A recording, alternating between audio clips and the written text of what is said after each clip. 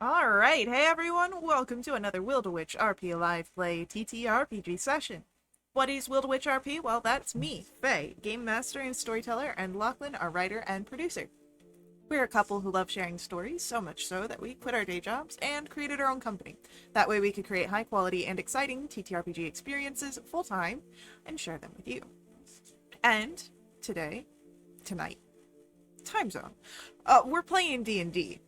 This session features a Mortal Guardian side quest that takes our brave heroes on an exciting adventure out into the world of Velinara, or perhaps beyond. With us at the table are several of the incredible players who have joined us on our grand endeavor. If you'd like to play alongside them, you're more than welcome to join us. You can ask in chat or hop over to our Discord where you can find out more information. Now, speaking of our awesome players, it's time for introductions. Like I said, I'm Faye, Game Master and Storyteller. With me is Sirenscape, bringing all of our background music and sound effects. It's a fantastic and affordable sound collection that you can find at sirenscape.com. And now, we get to meet our courageous, daring heroes before they embark on another exciting tale of magic and wonder. And we'll begin with an introduction for Dan. Hi, I'm Kelsey. I'm playing Dan. Her name is short for something, but she'll never tell you what it is. She's an ASMR paladin. Her resume reads Paladin serving Solanthra, Mortal Guardian, Super Thief, and Burgeoning Stairmaster. Thank you. Next up for our introductions, why don't we learn about Abigail? Hello, I'm Gnomes, and I'm playing Abigail, the Shadowkind Warlock.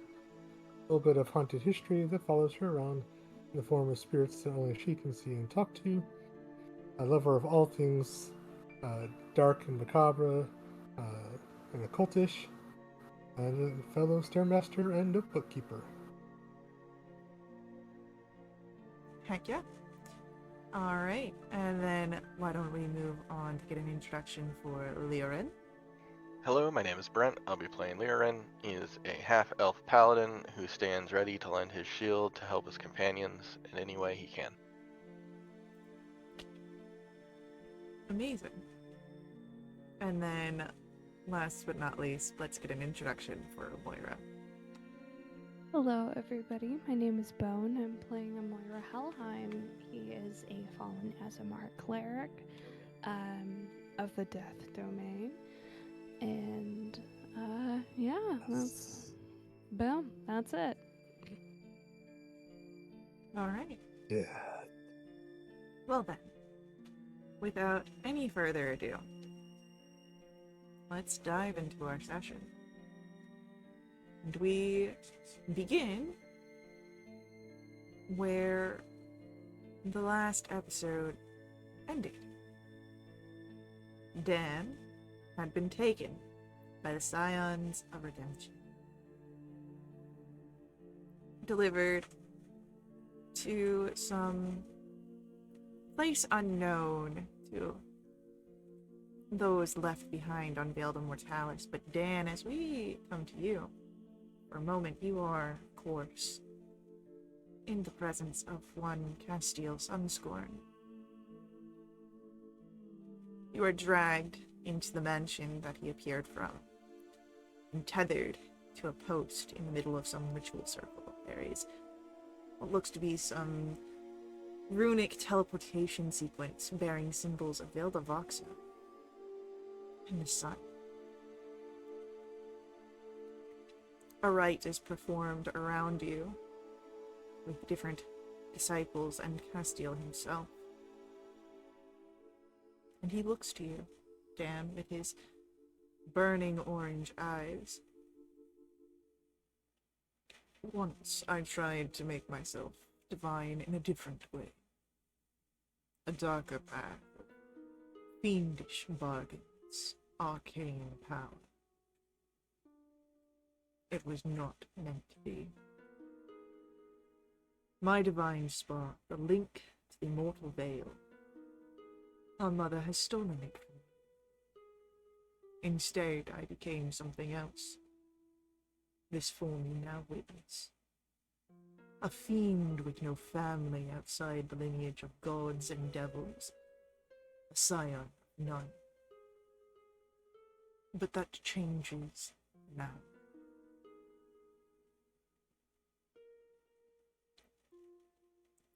A brief moment of energy, and we are brought to where Abigail, Lyrin, Amoira, and Nesh are left in the aftermath of the battle with the Scions of Redemption, where you had battled Velmont and other cultists.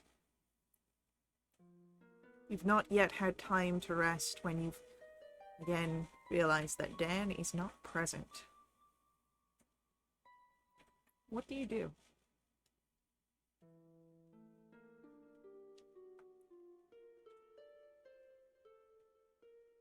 I search for signs of Dan. Go ahead, give me perception or investigation.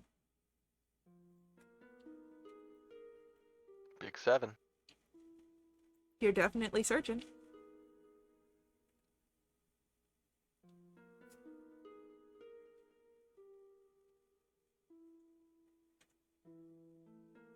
Yeah, Amoira, you are in the act of searching. So you said perception or investigation? Perception or investigation, yes. Doesn't matter. I begin to start calling out Dan's name. Dan? There's no visible sign, Dan, that you see Abigail. However, with a 22, you are able to hear the sound of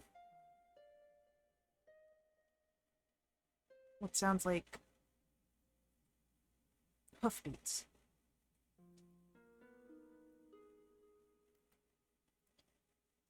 And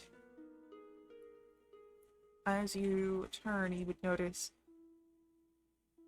a rider atop a horse moving through the grounds towards you in the wilds here.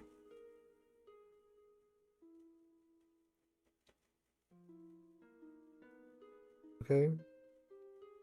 I think there's someone coming. Maybe they've seen something. And she'll try and attention as soon as she can see them. As Lyrin and Moira, you hear Abigail alert you of a rider. The rider gets closer, and you see a firstly vision of white and gold robes. The rider is hooded, but when she gets close enough, you can see it is a woman.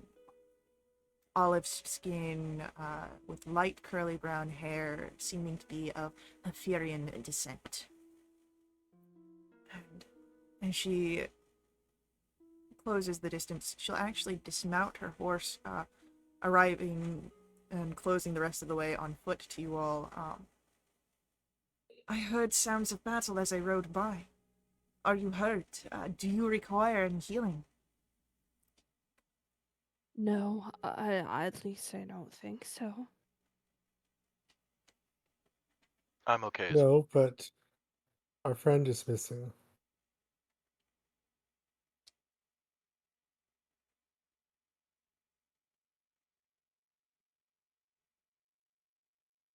Well, will do what I can to assist, of course, then. What happened to your friend?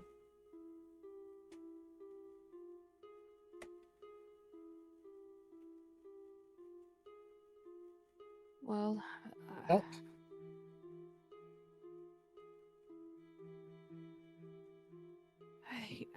I don't know.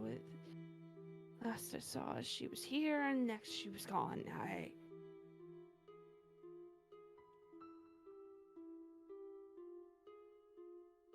It sounds like teleportation magic. And have you tried searching for any sort of remnants of the spell? No, but this only happened a few moments ago, so I suppose we could do that. What's your name? I am Rena.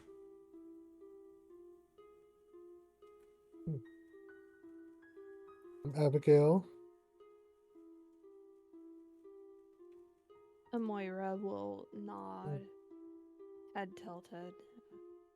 I'm Amoira. I'm Liarin. Nesh.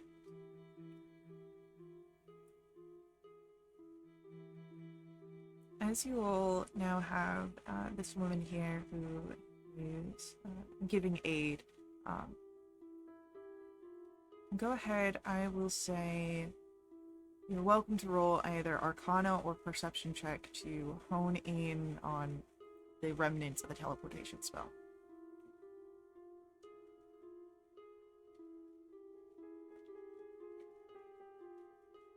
Ugh.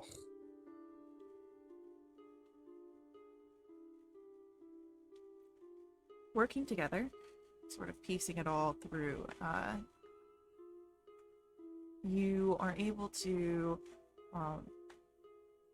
find the area of the teleportation, and Amoira, you're able to get a little bit more information. The gateway that was opened, it opened to some of the deeper parts of the Sixth House.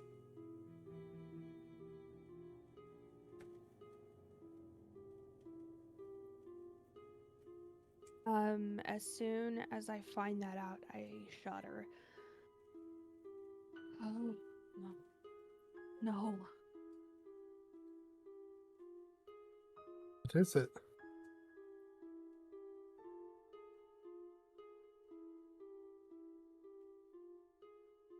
Seems to be somewhere. Based on the traces. In the sixth layer of hell.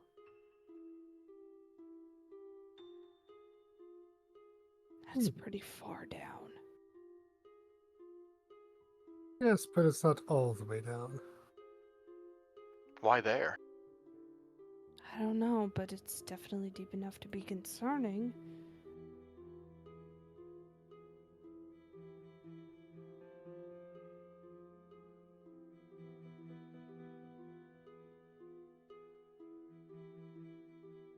What can we do? We've got to help Dan.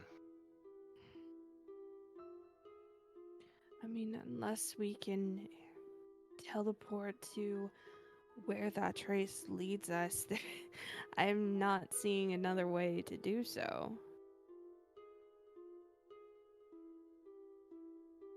Well, as you all make this discovery and begin to try and brainstorm how to find Dan and help her, we will return to Taraka, the fifth of six hells, where Dan, you have been brought into Castiel's mansion and tethered to a ritual circle. Belmont and the other cultists have gathered around you and Castiel. They chant praise to the infernal acid. And you feel a prick from your arm.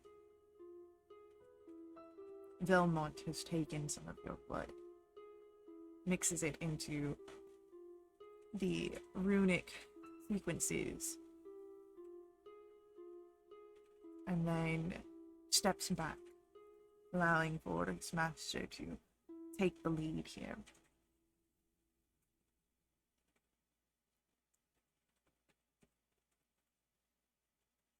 As he looks to you, Dan, there's an observance in Castiel's eyes.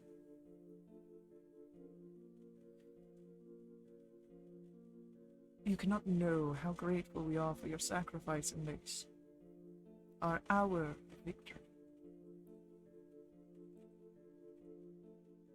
He brings a the blade to his arm, carves a sigil into it, grasping at the threads of the veil directly, wielding them as a conductor orchestrates a melody. When we arrive in Solanthra's domain, you shall be as a lightning rod. The breadth of the veil of her domain will answer the call of your blood. And then you feel the cut of the blade yourself, Dan, as the same runic circle sigils are inscribed upon your skin. I'm not making it easy. I'm wriggling and yelling. Yeah, I was just about to say, you can make his life a little bit more of a living hell. You can either roll athletics or arcana to distort the sigils here. Oh yeah, we'll go for athletics. 21. 21. It is definitely not a easy task that Castiel has here, but he persists, but you can see the frustration in his eyes. You can hear the growl in his voice. He does not appreciate your defiance. Good.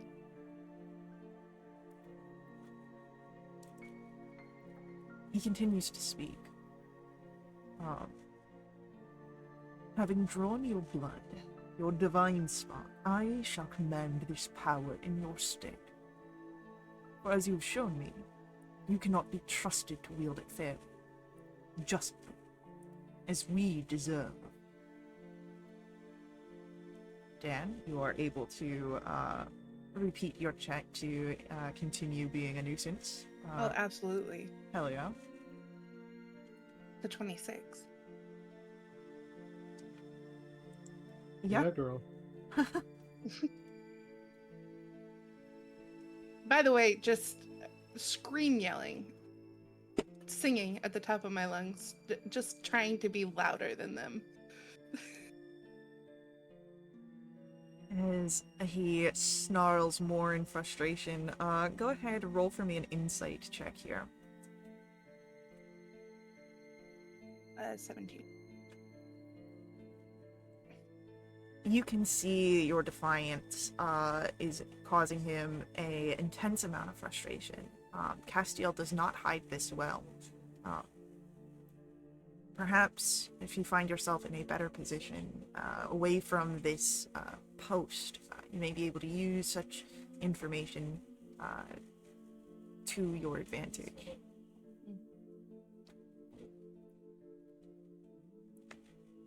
As the ritual comes not to a clean portion, you hear his growl, "Let it be done!" And he steps back, casts off his own jacket, and upon his bare, muscled chest, he begins to draw the sigils of his own breast. The final portions of the ritual, it seems, as he casts the dagger down. I command thee, the veil that binds her realm in my power alone. You will rend and fail. With a mutterance of the arcane words and the spell, the Castiel invokes the teleportation ritual. It's Solanthra's domain, the Sunburst Citadel. The veil trembles around you, Dan, violently rips apart, shredding as if twisted from high above, sending torn shreds cascading down in a spiral, and unveiling sunlight in all directions. There is a crashing of metal and water and air, and everything goes quiet. The smoke and clouds part around you. Dan, you are hurtling through the air and rapidly approaching the surface of some blue lake in an otherwise serene expanse, and then it is dark.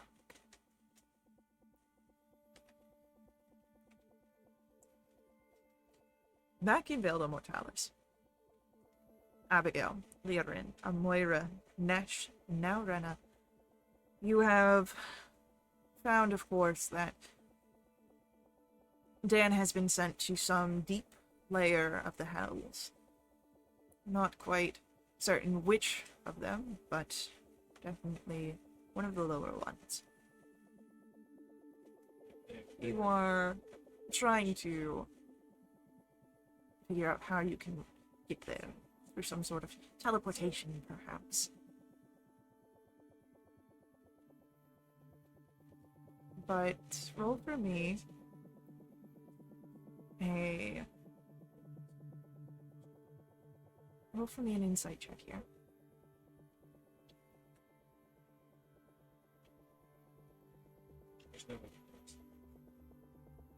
It's not bad, so.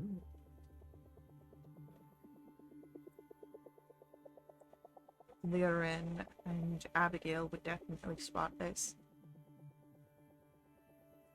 Brenna goes stiff. Her eyes sort of become distant.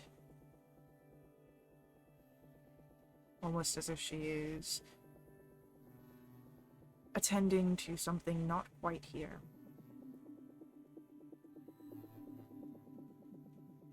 My lady, are you okay?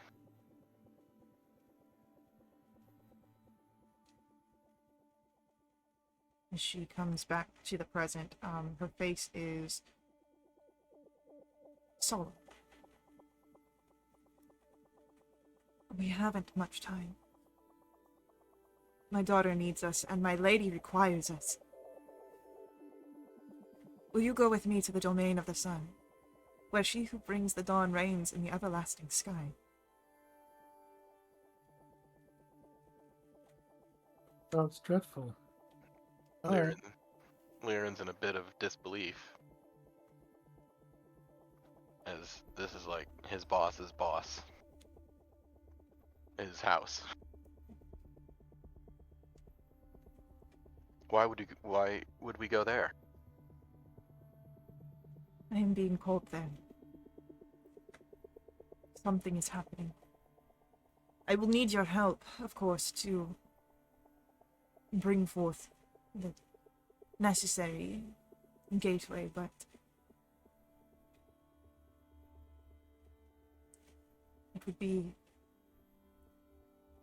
I would be most gracious if you would come with. But what of our companion? We can't leave them in the Hells.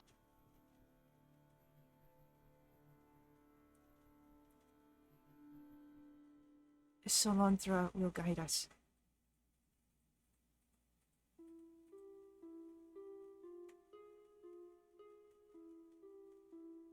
Well, I think that's good enough for me.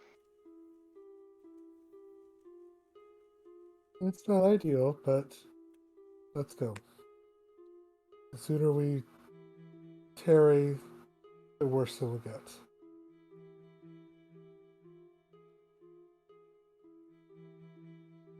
Brenna begins to bend the veil in front of you, Ben, casting a spell that is unlike anything you've yet seen. If anyone would like to roll for me an Arcana check here.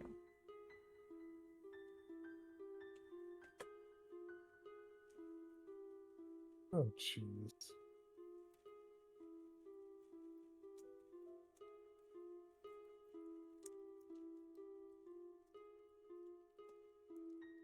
Well, you all succeeded in going 7, 8, 9. So cute. At least we get a bonus roll, right?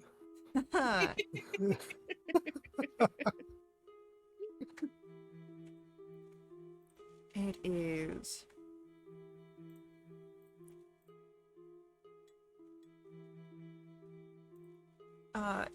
again, it is unlike anything you've ever seen. It is divine in nature, but it seems more powerful than some of the most powerful arcane spells, such like a wish. And it's welcoming.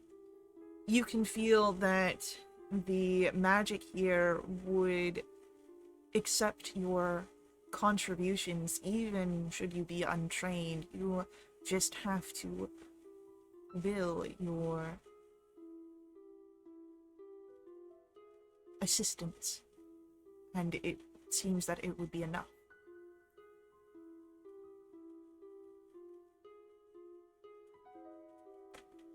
Yeah, Liren willingly gives whatever's needed. Same here. Oh yeah, whatever you do. I mean, Abigail's like this is her thing, so she's good. And that should also help. With each of you standing and assisting, this stranger, Rena, opens a portal. It is shimmering and pulsing, some radiant disc, almost a vertical pool of water. And what you see beyond it is the image of a perfect warm summer day. There are fields like those outside of Wintervale, where the wheat grows tall and the sun shines for miles.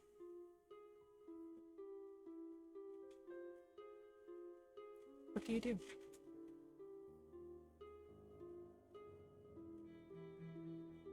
Liren's just kind of taking a deep breath and looking around. Does anything look out of place? Well, do you go through the portal? Oh, yeah, we're going through. Okay. So Liren will step through the portal, and I will tell you what you see on the other side here very shortly. I say a little prayer and then I just. Alrighty. Here we go. And through a very scrunched demeanor, is how I could best put it. They walk through. Okay. Yeah, Abigail just kind of straightens her robes and sets her face, and clearly not very happy about where they're going. She'd much rather go to the house, but if this is where she has to go, then she walks through.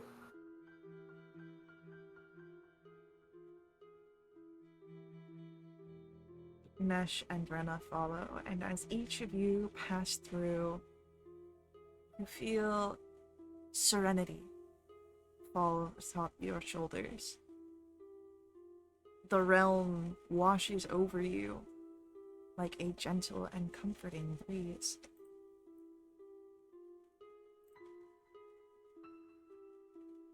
Dan, Yeah. last we saw you, everything was dark. You were falling, hurtling through the air, and now you awake on the shore of some large, serene lake. It is some world you could only have imagined, if even that. Eternal sunlit bliss, an endless afternoon, a soothing breeze, and the feel of a gentle caressing warmth.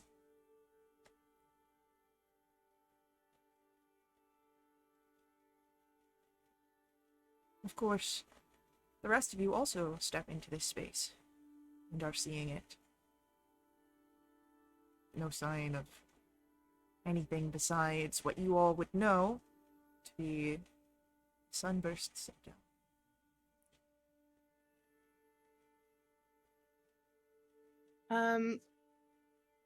Okay. We get up, and is there any sign of like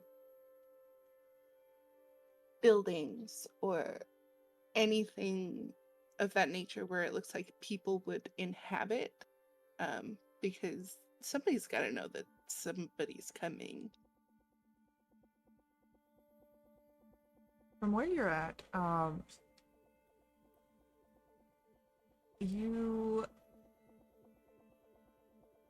would only see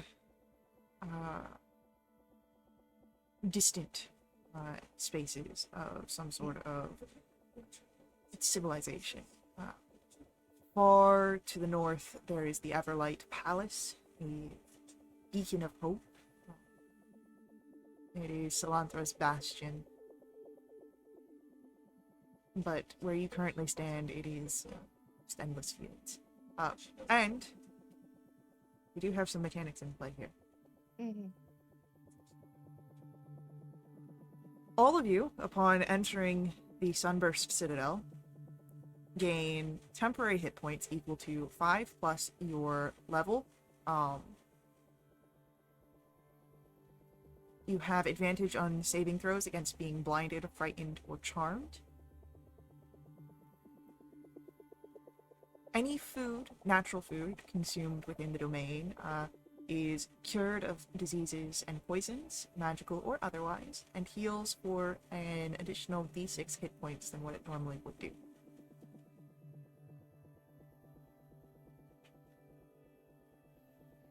Can you go over that one more time? I'll put all of these in the game chat as well. Okay, okay. No, you're good. Once per day, you guys will, or a creature can gain advantage on any skill check of their choice.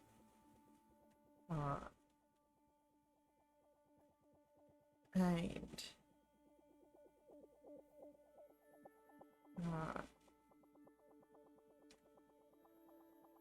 that would be what you have. So, as you all kind of enter in and are looking around,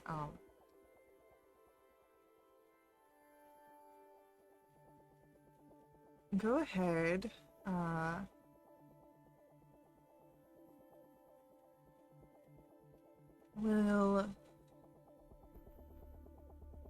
Rena will begin scanning the area. The rest of you can kind of see that she's looking for something, anything. If anyone would like to, you can roll a perception check here.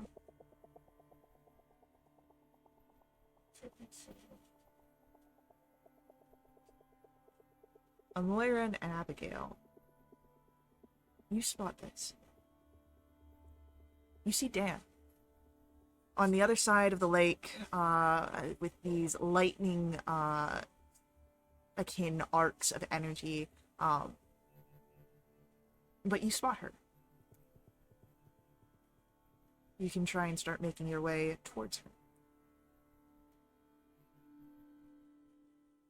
Yep, sounds good. Yep. As soon as I see Dan, I'm running.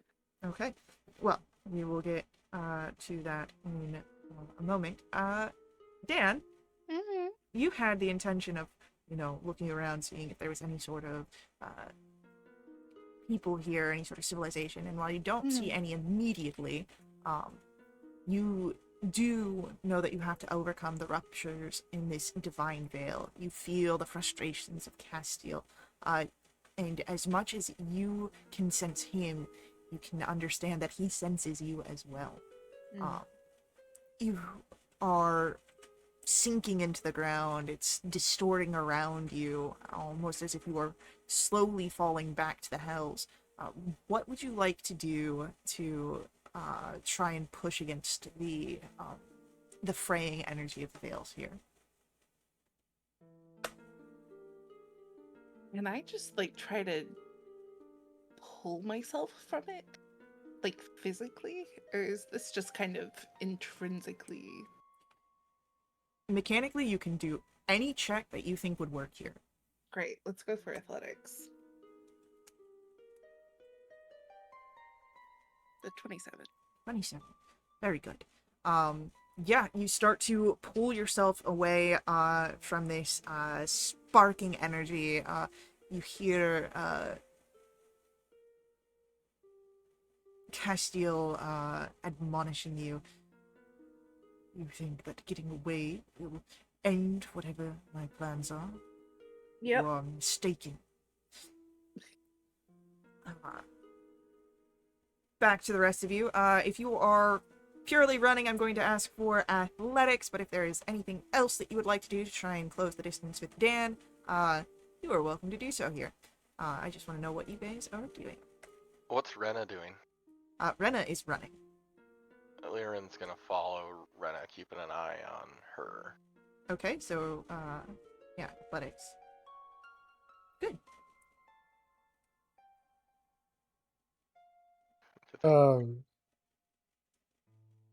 Technically, Abigail had her broom with her before. Does she still have it? I'd say so. Unless you decided to leave it Alright. on the other side of the portal. I mean, no, she would take it with her. Um, I mean, a lady's got to have a mode of transportation. So, yeah, she'd mount her broom and take off with that. Alright, so, would you like to do any sort of, keeping an eye out then? Like a investigation, perception, since you're able to, cover some ground with your broom? Yeah, do a perception, I guess, again. It's fine. Okay, 18. Okay. So as the group begins to run or fly, Abigail, you're able to notice that there is a contingent of mortals that moves quickly through the fields in the same direction that your group is traveling. To you, it is clear that they are members of the Scions of Redemption. And as you are able to see that, you can point it out to your companions as you move across. Dan, Mm-hmm. you still feel the fraying threads around you of the veils. What do you want to do to try and sever the connection? We're gonna keep on just keeping on. That's what I did before seemed to work. Yeah, 26. All right, beautiful. As you feel the final edges of the torn veil, you hear Castiel's voice once more. You have done your part already. You are welcome, Sister of the Dawn, to stand before me and serve the rise of a more deserving pantheon. Even our mother watches powerless.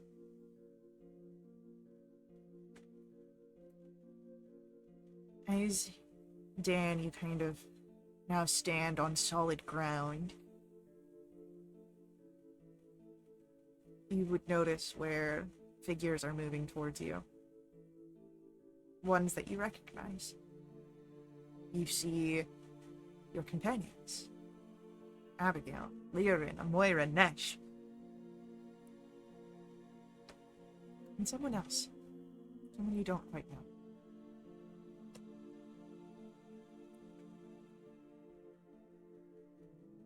know. We'll figure that out after. I'm running straight for Nesh. Yeah. As soon as you move, and as your two groups collide, you feel the impact of Nesh just holding you tight.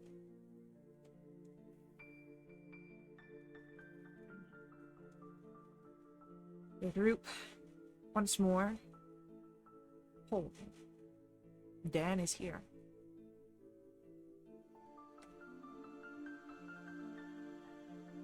Dan, where did you go? We found out you were in the Hells, and now you're here, and we're here. Yeah, I don't know what happened, but we're together, which is great. Something big's happening.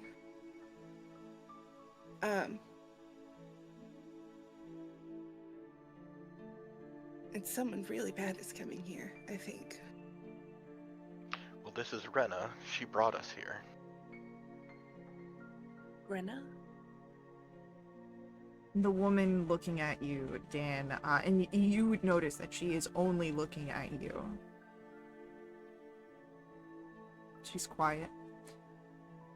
And doesn't even say anything before she moves to embrace you.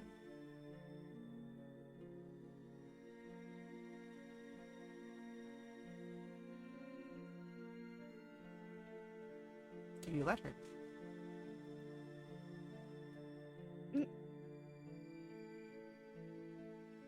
Yeah, but I don't return it.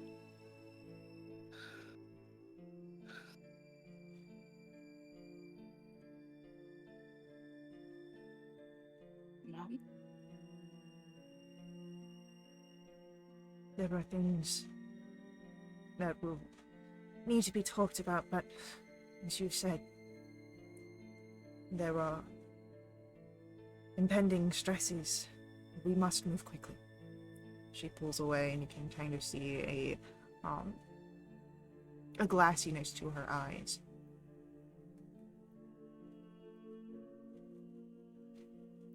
It's at this point you feel the tensions in the air here. Castiel, as you look off, stands amidst the lush garden, greenery blasted aside from a corrupting, cascading eruption of veil energy. You can see where it shifts, shimmering. He has control over its influence, and that influence is growing rapidly. Angels stand guard, away from the signs of redemption. Though they have the superior numbers and more divine magic, they refrain from advancing. Roll for me perception or religion checks here.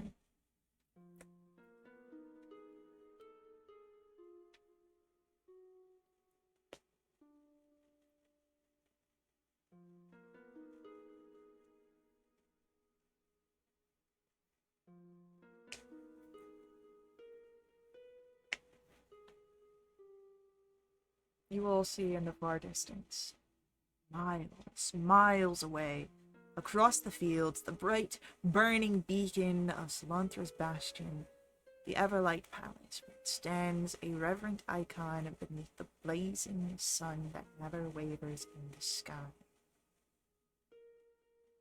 And you would all understand that the power and light that emanates from the bastion implies that Solanthra herself remains there and is unwilling to engage Castiel directly. As you see this, you are welcome to roll either an Arcana or Religion check.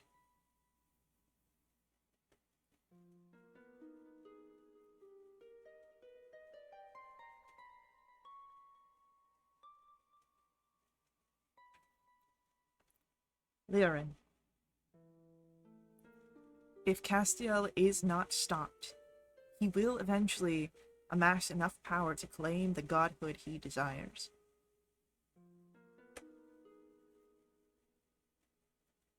They aim to overwhelm the palace and claim the power for their own. Is that why we were brought here, Rena?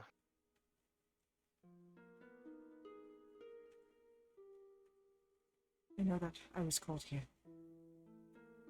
That it was important for us to be here. Roll for me Arcana or History checks here.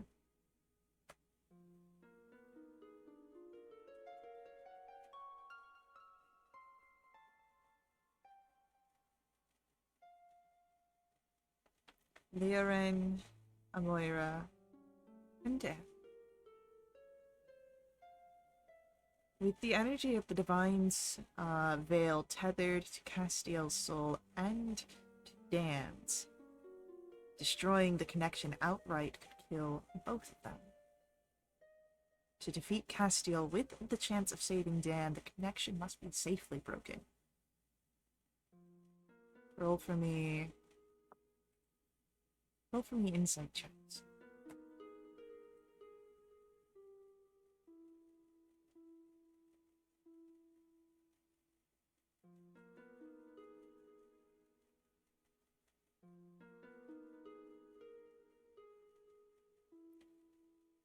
Dan, Amoira. It is perhaps that reason why Solanthra might be hesitant to intervene, due to the danger that would perhaps come to Asimar descendants, Castiel and Dan. You would also know that for Solanthra to intervene, she would need to go to where the she would need to go to the Torn Vale, where Castiel draws power. And her own connection to the Divine Veil would be overwhelming for any vulnerable figures that are nearby.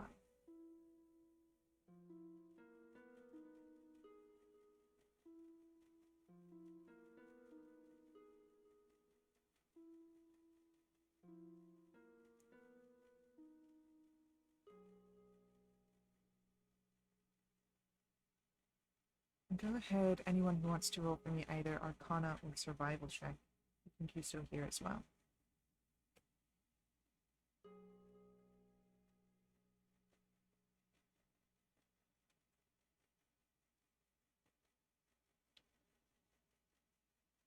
Yeah.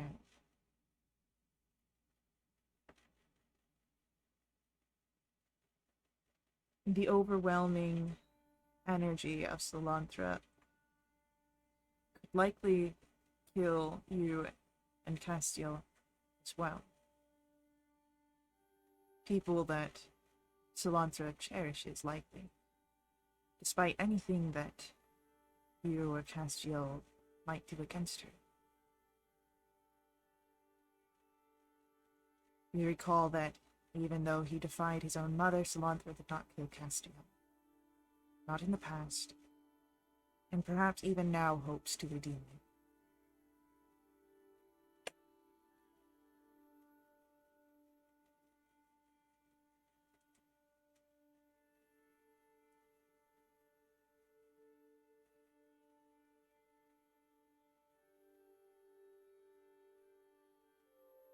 Can't kill him.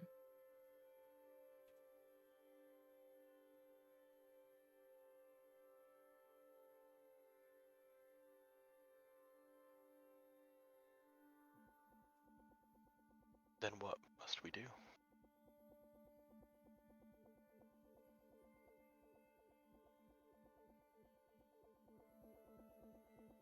I don't know.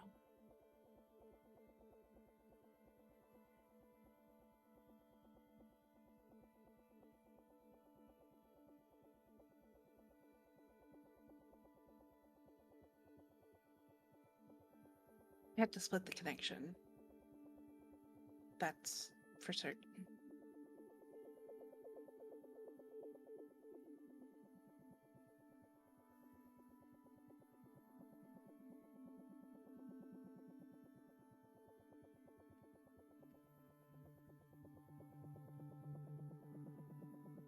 Where do we begin with that?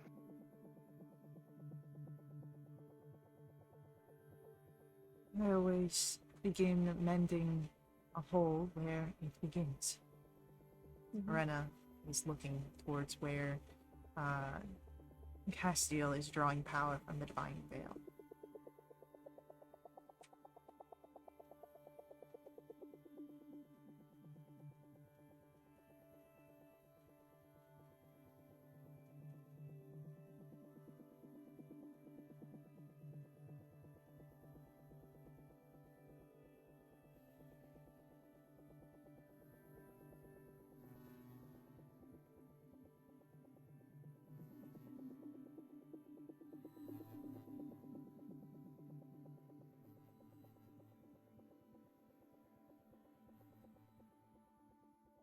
Anyone else looking in that direction? You would see not only, of course, Castiel, but Lord Valmont, half a dozen signs of redemption. Those figures that were traveling the same grounds, the ones that you had spotted before, Abigail, they stand there, approaching. And Velmont calls out. It turns out, Dan of Solanthra, that your life isn't entirely necessary for our new god to contain the powers soon to be fully invested.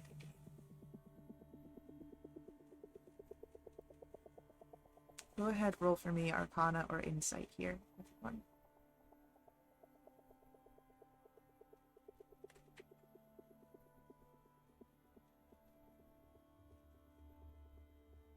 Totally good. Abigail, with a 21. Velmont is lying, or he doesn't understand fully the powers that Castiel has unleashed. You, from everything your group has uncovered and shared, know that if Dan is killed before the ritual completes, it will become even more unstable over a widespread area. It wreaks havoc and would probably kill or gravely wound Castiel.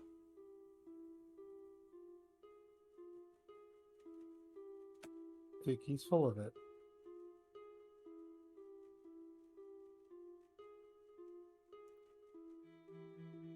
I think he understands what he's messing with. Hmm. Typical. I'll look to him. Is that so?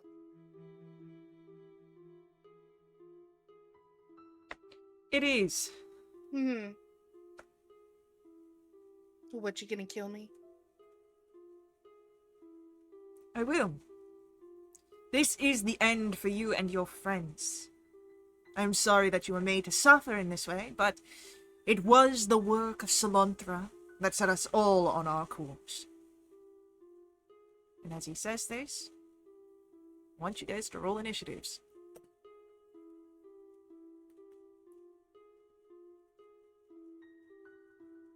Yeah, it's about right. I got double digits. Uh, Damn. Out of the group, Dan gets the highest. What a night. Mm.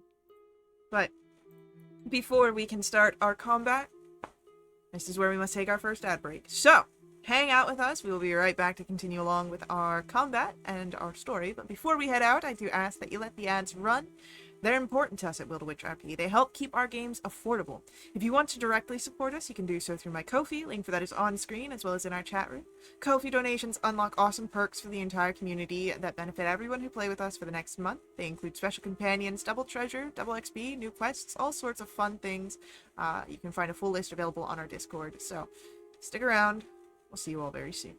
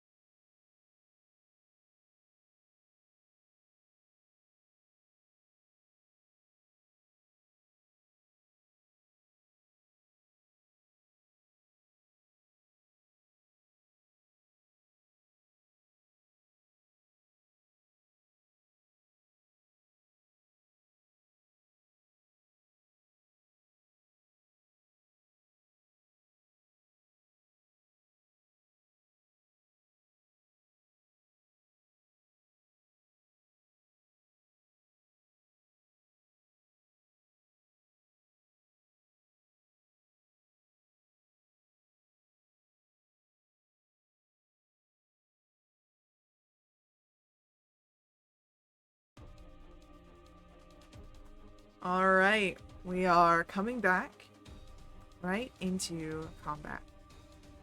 Initiatives have been rolled, and starting us off is going to be Lord Velmont. As he is going to make his strikes outward,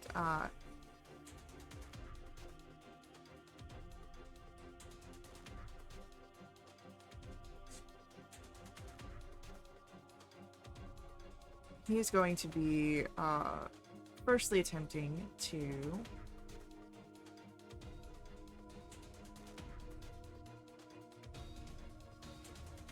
let me just double check on this.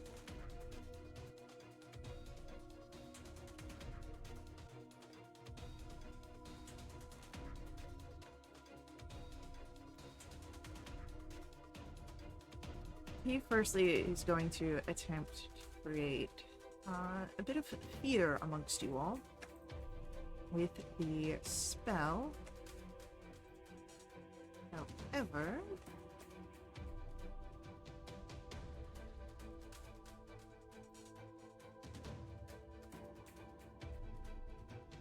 let me just double check here real quick.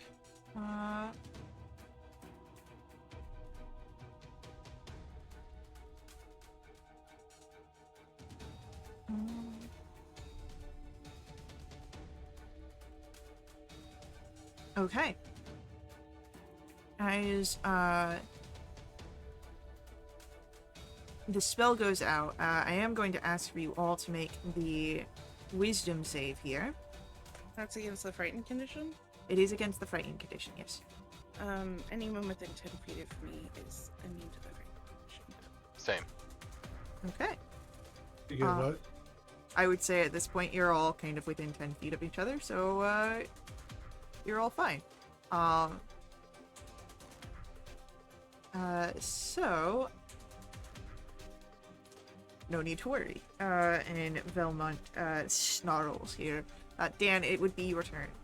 Great. We'll run in.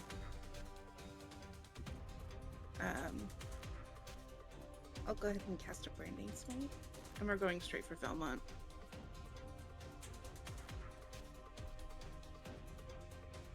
We've got a 25 and a 29. Yeah. Altogether, 18 slashing. 8 from improve. And another 10 for branding.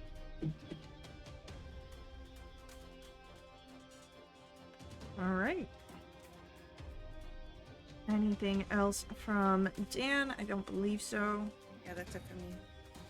Right, it is our cultists go, of which we've got half a dozen, so we've got 6 of them here. And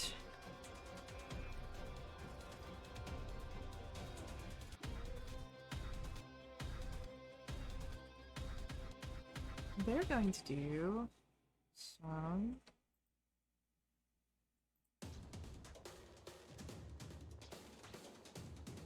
attempts of chill touching everybody. Means they've got to make some saves.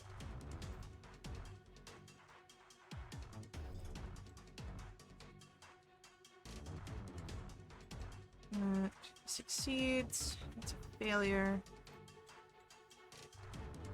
It's a failure. That's a mega failure. Another failure. Another failure. So only one of the chill touches will be sent out, but this one is heading towards Dan with a gentleman's 20 to hit. Yep.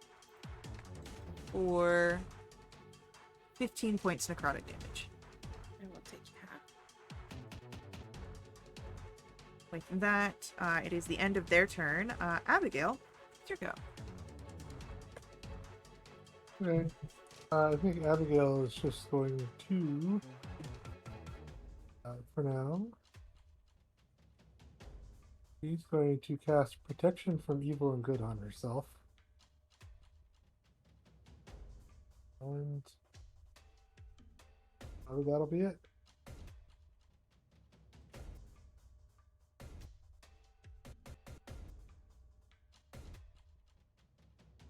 All right. With that, it is Moira, your turn. Okay. I think I'm going to do some books.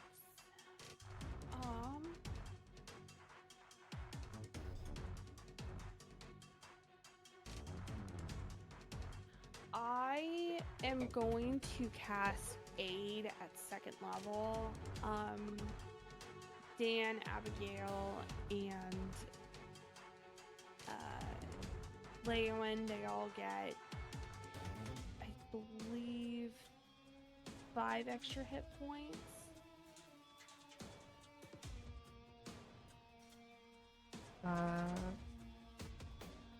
I believe so. At the 2nd level. Our maximum HP goes by 5. Max HP goes up by 5, and you're immediately healed by 5 as well. And then I'm going to...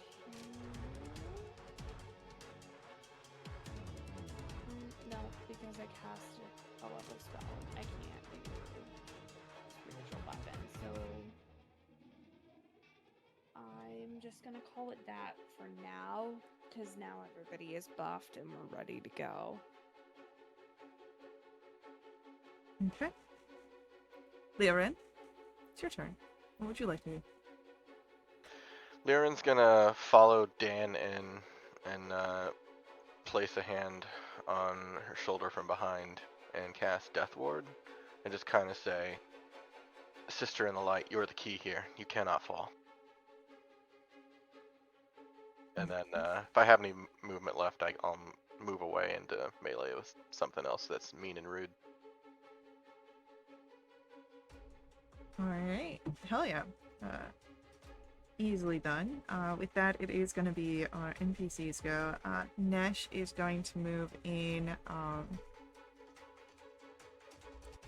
to a more melee area and then take a swing at one of the cultists.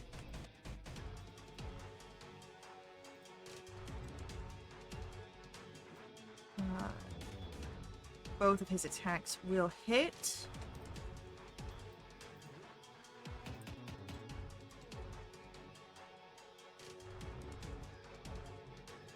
Cool. Alright.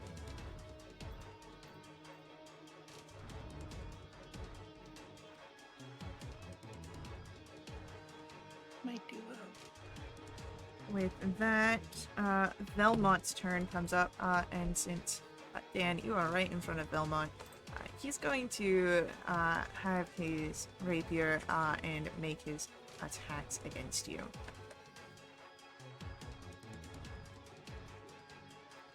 First one is a 21 to hit. Yeah. Alright. For 9 slashing. Piercing. 23 for 9 piercing, and the last attack is another 21 for 15 piercing. And with that, Dan, it is your go. Okay. I'm gonna go for. Oh, where's a really good one?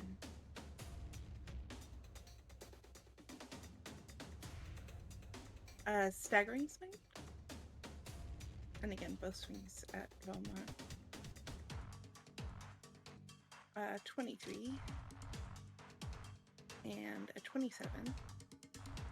Alright. That'll be like 22 slashing. Okay.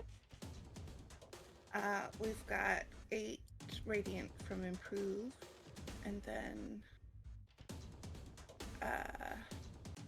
that's 17 psychic, and I need a wisdom save. Ooh, because you are doing psychic damage in the Solanthra, you also need to make a wisdom saving throw. Got it. That's a 24. Okay, you are able to cast your spell. And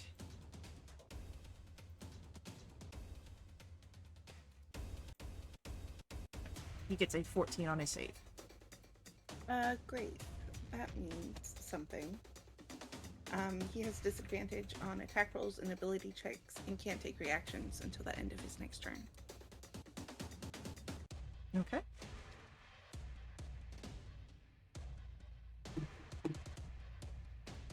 With that, it is our cultists go. We have one in front of Leorin, one in front of Nesh, and then 4 that are going to attempt to send out, since their chill touch didn't work, they're gonna go for some.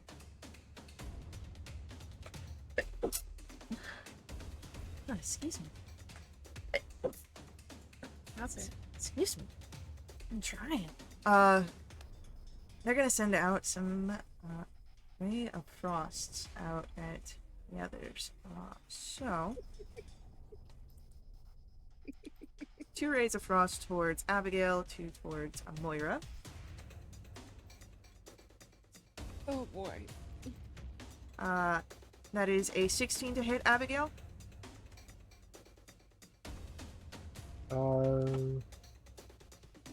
They'll get disadvantage, right?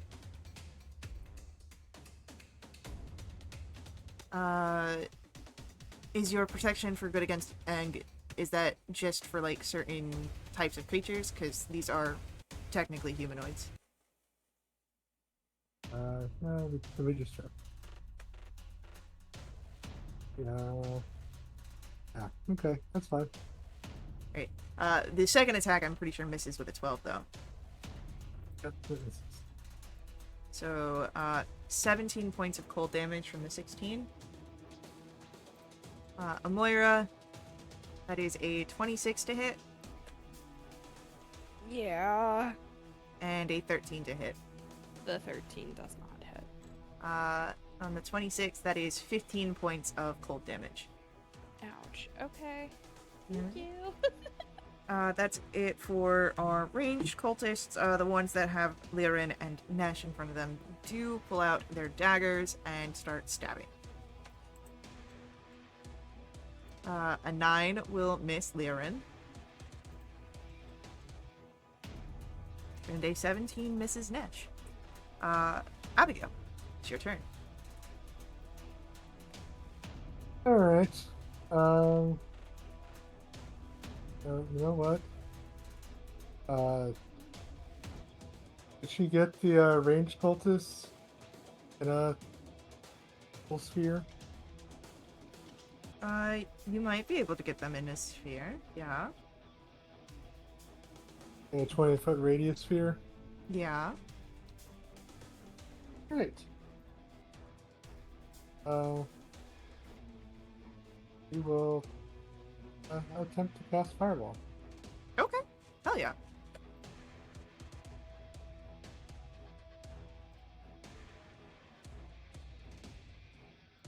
So that's a Dex save 21. There you go. 40 points of fire damage. Or 20 on success. Only one of them succeeded, so the ones that failed are looking fucked up. But they're still standing. I think you will see, because of where we are, the Abigail A little bit.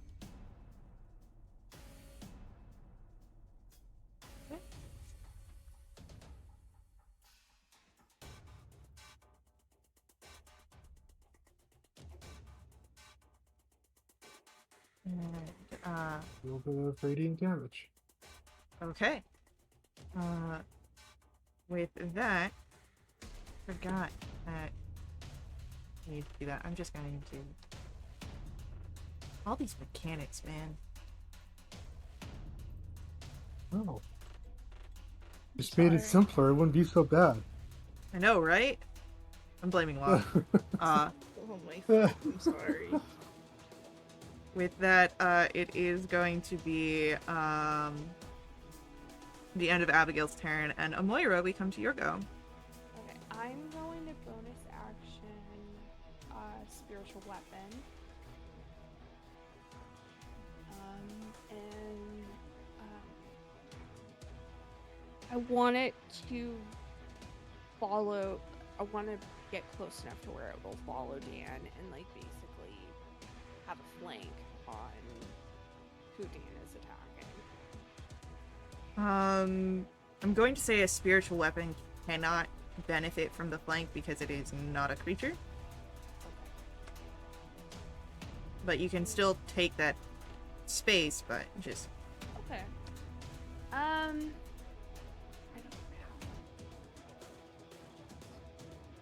Dang it. Okay. Then how far away is... How far is Dan away from me right I would say that Dan would be...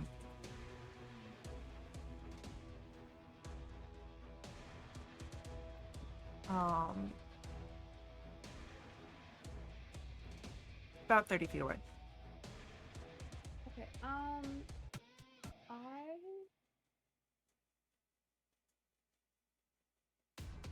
yeah, because it's a bonus action. I can take my action to dash and then bonus action spiritual weapon.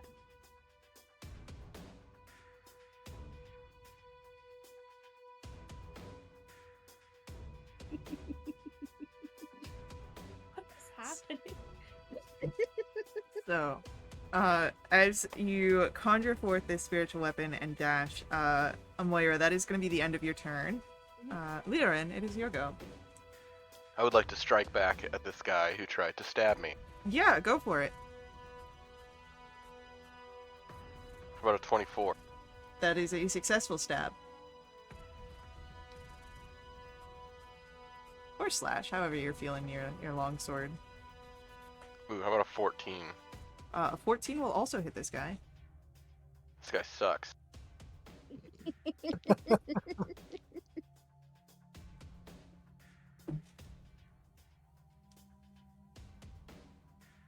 (21) slashing, 12 radiant. Cool. He's looking bad. Still standing, but looking bad. Can I bonus action hit him with my shield to knock him down? You could try. I would like to, yes. Alright. Is that just athletics? Yeah, it's an athletics for you, and then he gets to try and avoid it. 19. He gets a 20 to resist. Alright, that's my turn. Alright.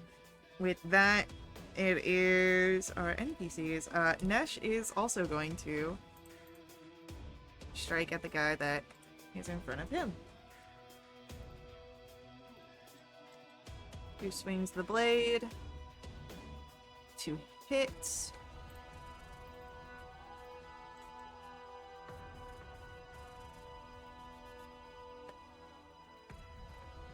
Is that gonna be enough? Yeah. Nope. I was looking at the wrong number. Not enough.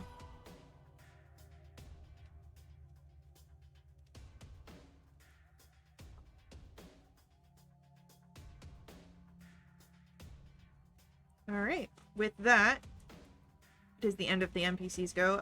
Velmont is once more going to make his attacks against You, Dan. He's got disadvantage. He does.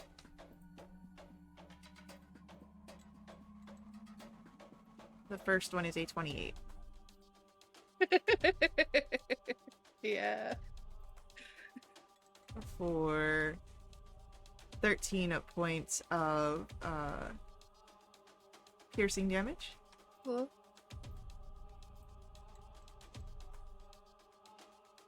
17 No. and 25 Okay. for 14 piercing. Got it.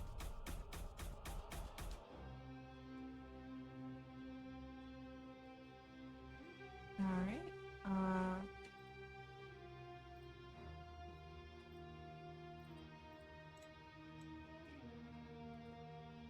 That is that. Alright. That's it for Velmot's turn. Dan, it is your go. Okay, let me cast a burning swing. 2 swings. Hopefully a 17 and a 14.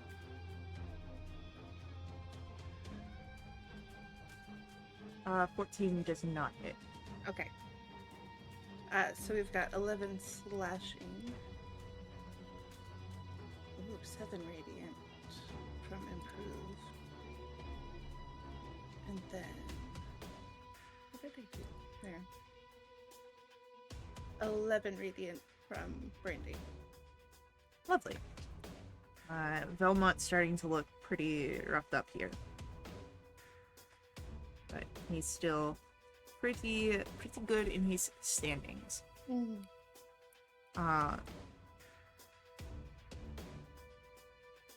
After Dan's turn, it is our cultist's go. And you know what?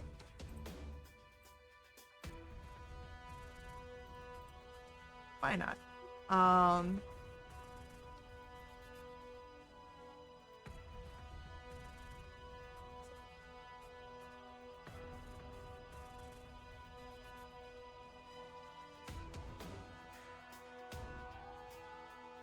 Yeah, he's gonna... The cultist in front of Liren is still gonna attempt to stab you.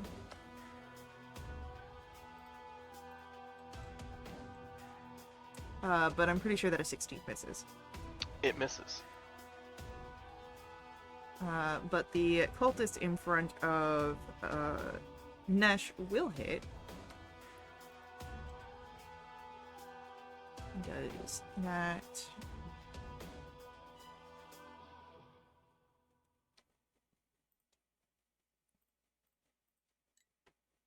Takes that. Oof.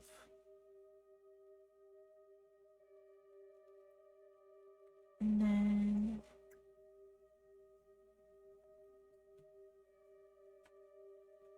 The other 4 are going to look at Abigail, who released the fireball. And 4 rays of frost are coming towards you. Okay. The 12 will miss. The 25, I believe, will hit. Oh, Yeah, just barely. The 9 misses. And then a 19 to hit. Yeah, that hits. That will be a total of 20 points of cold damage. Okay. And each of them also take some damage. Cool. With that, it is Abigail's turn. Okay. I think we're just gonna take our 4 shots of Eldritch Blast at these cultists and try and drop a few. Alright, hell yeah.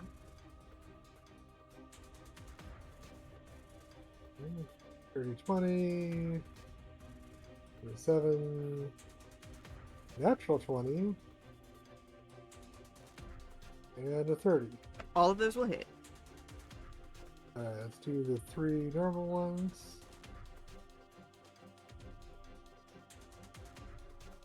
That would be 8, 9, and 4. Plus so 13, 14, and 9. That matters to spread them out. Or they can all go to 1, doesn't matter. And then the natural 20 is 10 plus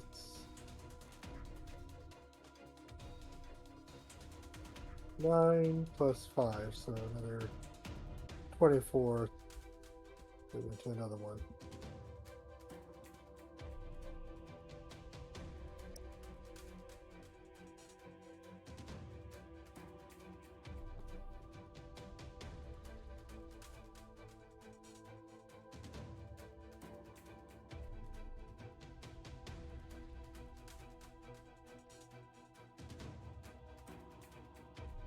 And then she'll take 11 points of radiant damage.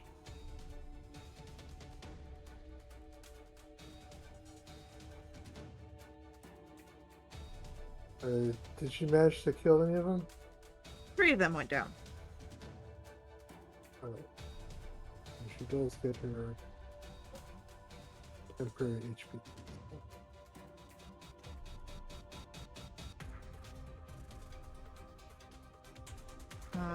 So, And then she'll go ahead, but just go ahead, bonus action teleport hell yeah, away a little bit. easily done. Yep. With that, it is going to be Amoira, your turn. There are 3 cultists left, and then Velmont. What are you doing? We're going for Walmart first.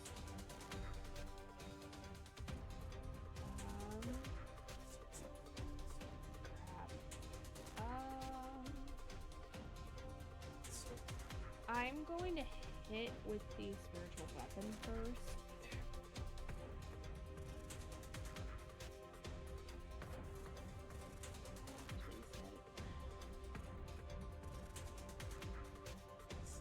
And 24 will hit Velmont.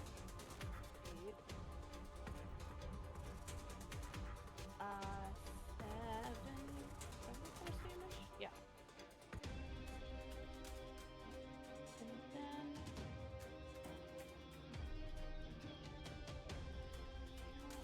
I'm going to cast Toll of the Dead as a reaction.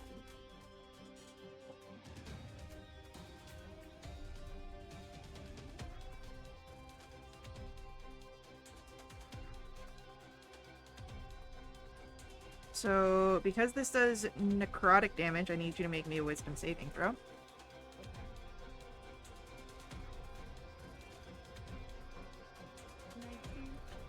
19 will be a sufficient save. And then this is targeting Velmont, yeah? Yes.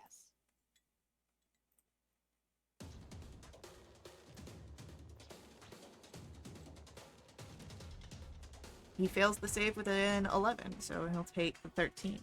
He's already been damaged. Okay. And that will be all for my turn. Leoren, it is your go. I'm swinging at this stabby guy again.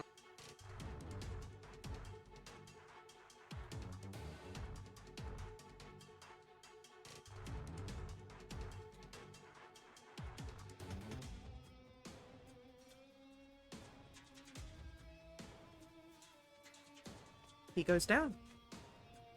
All right. What's the next closest hostile target? You've got the cultist that's near Nesh, as well as another cultist, and then Belmont, all kind of equidistant. I'll go help Nesh. Alright. That's it. There's Leorin, do you close a flank with Nesh? If possible, yes. You can definitely do so. So as that happens, it will be Nesh's go, and using that new flank to attacks into this guy.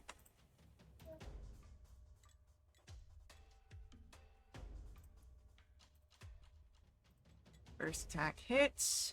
Second attack hits.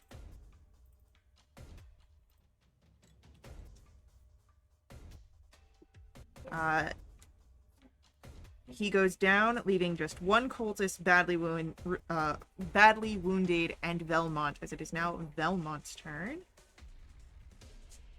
And Velmont is going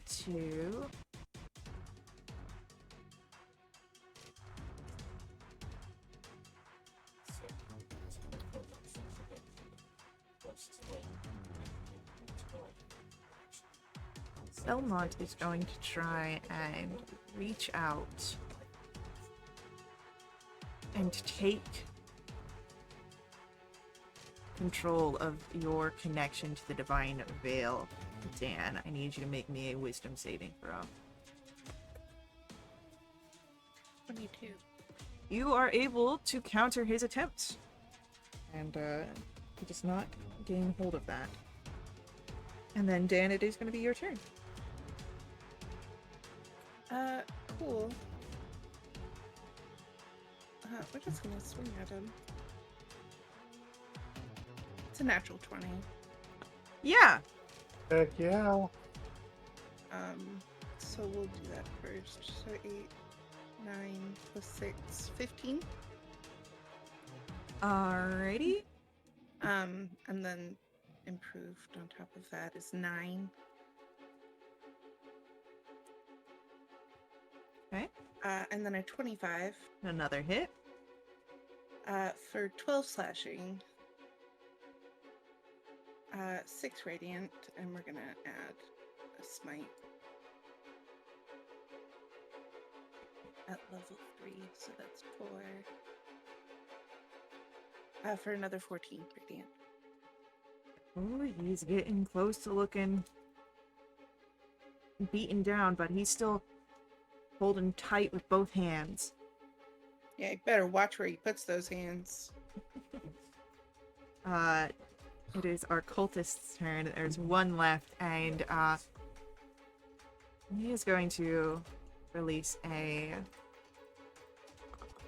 Ray of Frost at... That's going to be... a Moira. So that will be a 11 to hit, which I believe misses. Yes. And you are safe. Abigail, it's your turn. One cultist left, and Velmont. What are you doing? You said he's taking some good hits, right? Both of them have, yeah. Okay. And you know, because it's fun. You look at Velmont and attempt to cast Power Word Kill.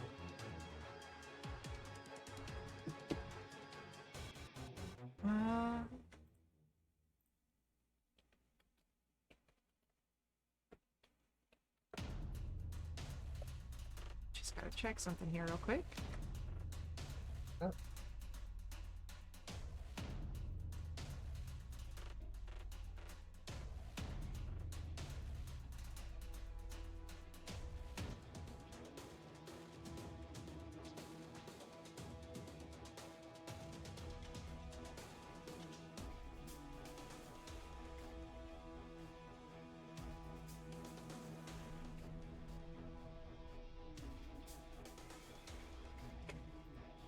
This is an interesting...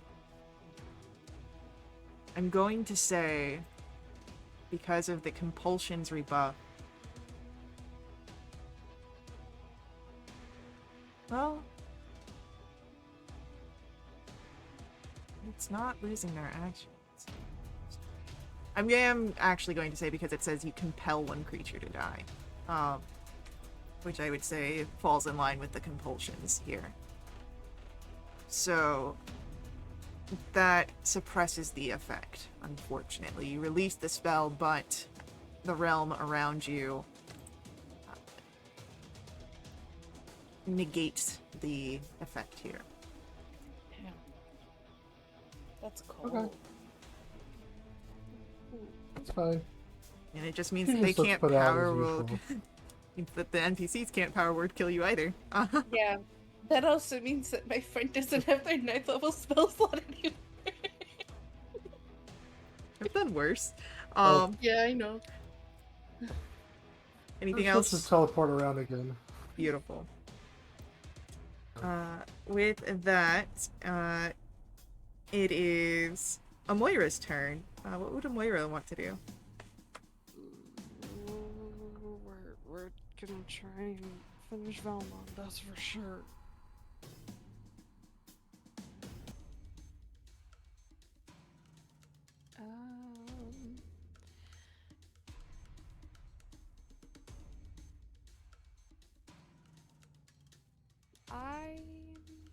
You know what? I'm just gonna do Ray of Sickness.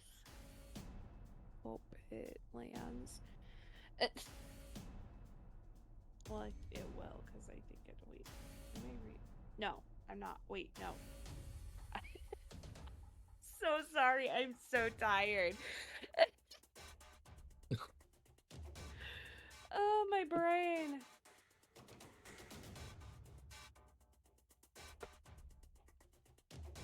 Uh, 16?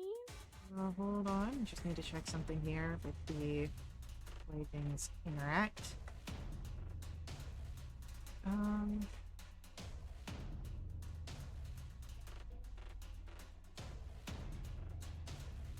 Okay. A 16, and you're attempting to hit Belmont? Yes. That misses. Okay. Then, yeah, that will be my turn for now.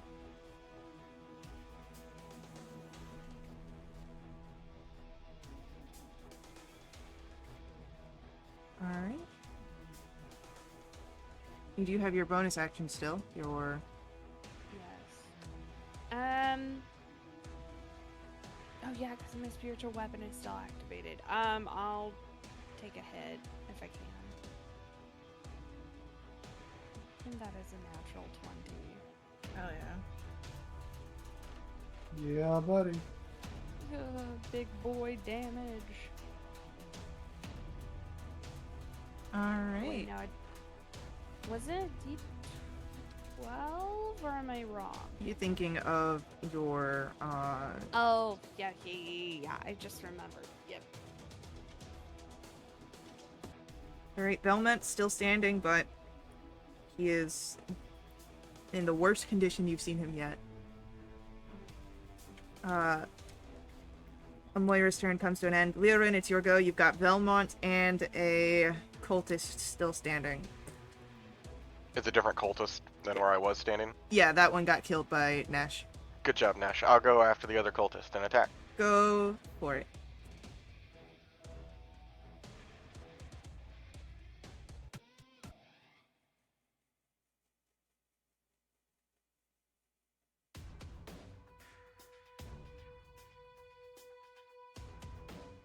Alright, that cultist goes down.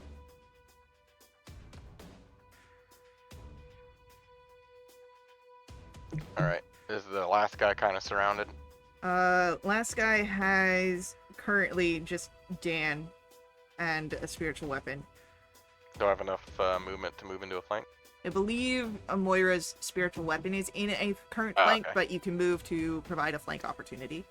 I'll do that. Alright.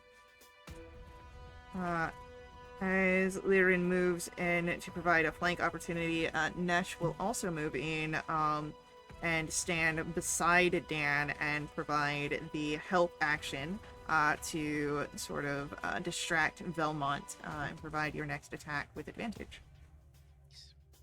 And then it is Velmont's turn, and Velmont is going to take one attack at Dan, one attack at Lyrin, and one attack at Nesh.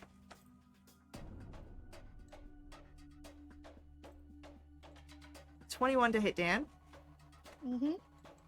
16 to hit Lyrin, No. and a 20 will hit Nesh. 14 points of piercing to Dan.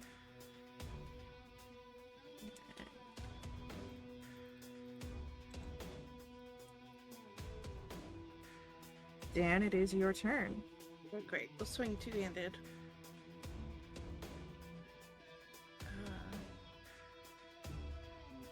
Oh, that was with advantage, but it's a natural 20. Yeah, that'll hit.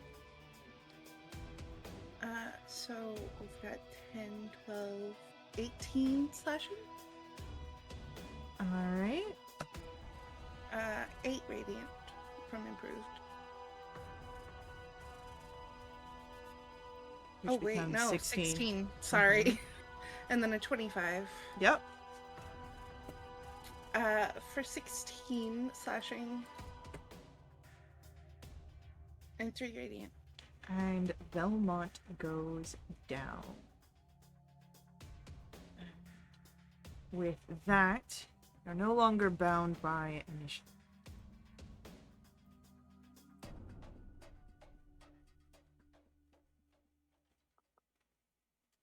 From here, you have a brief moment after battle to catch your breath, but you have the pathway ahead of you to proceed to the gardens where Castile stands with his remaining supporters.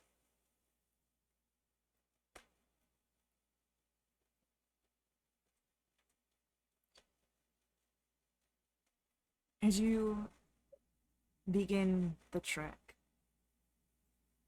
you pass through a throng of angelic servants, each showing deference and reverence towards your group. Roll for me insight checks.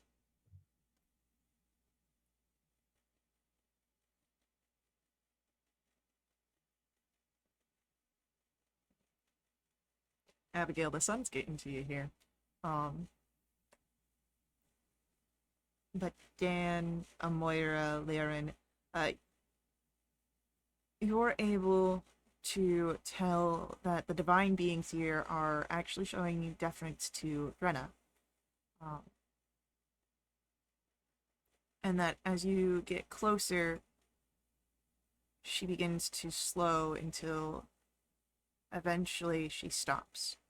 You're about, at this point, 200 feet away from the charred, smoldering garden where Castile is waiting.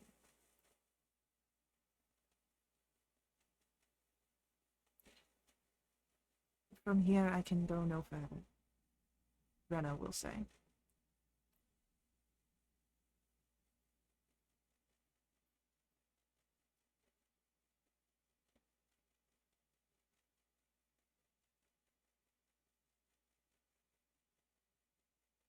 Have a reason?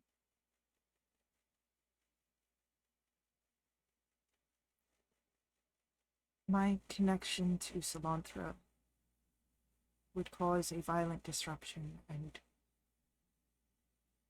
perhaps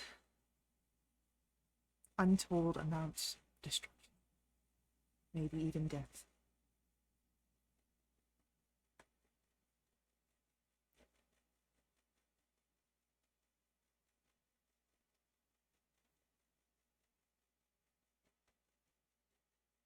As Rena says this, go ahead. It looks like Dan wants to say something, but she's biting her tongue. If anyone who would like to at this time, as Rena says this, roll either Arcana or Religion, you are welcome to do so.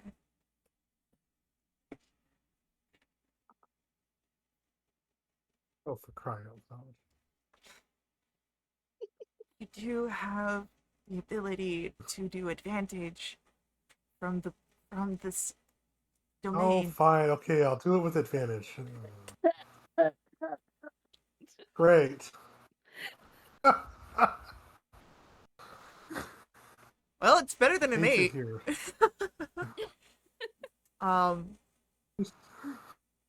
Dan, Leorin, Amoira.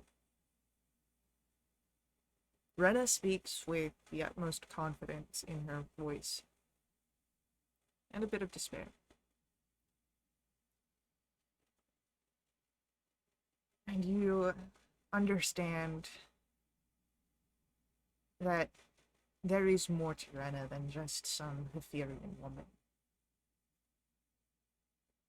That she is an avatar of Solanthra, the goddess in some masked form, or that she is a mortal with an exceedingly rare and incredibly potent connection to the sun goddess. But either way, it seems that what she says is a very true danger. Same danger that keeps Solanthra in her bastion.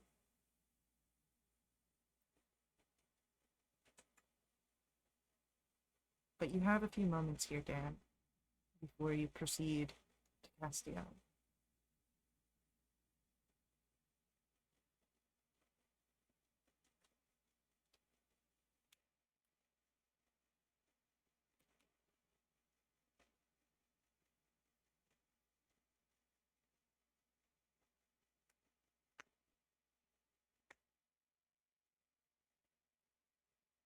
We really do have a lot to talk.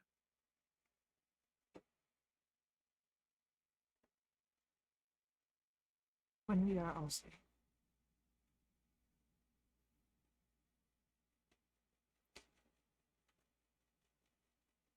Rena places her hands on your shoulders, Dan, and looks into your eyes.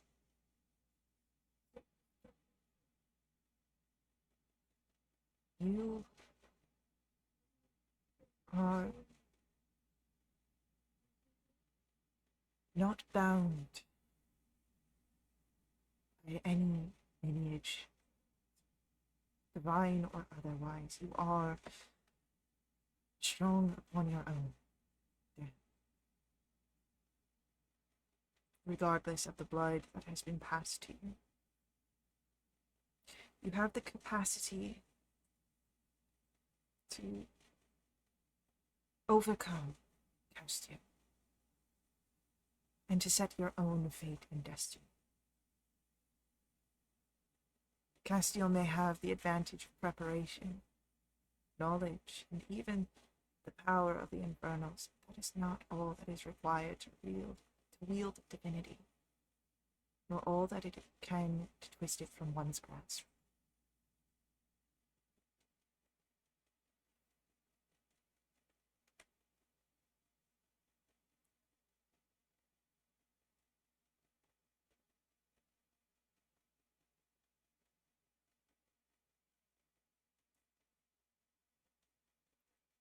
She'll just nod.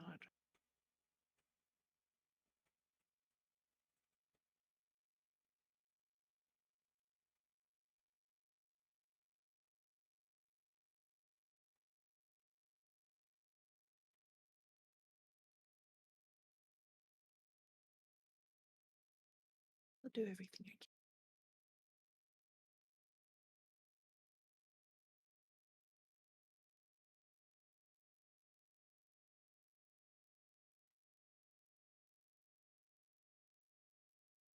At this point, all that's left is to approach Castiel. Is there any last-minute preparations you do? I need to heal.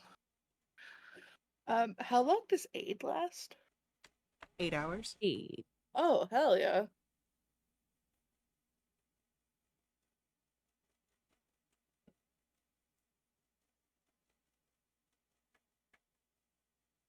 Hmm.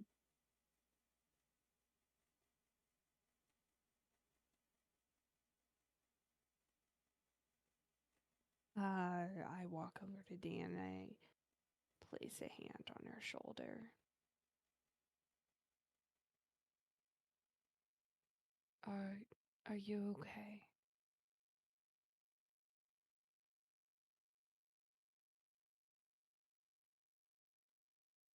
I have to be. For now. Later, it's another question. But I'm okay now.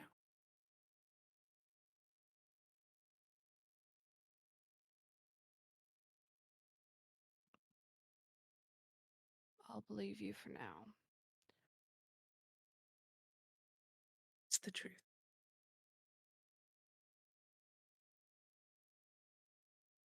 I'm concerned about everything that is happening, but I trust, like you said, it'll be fine.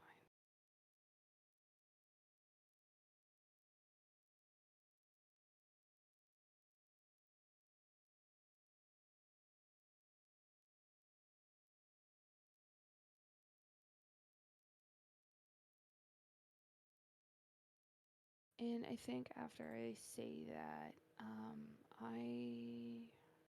do I have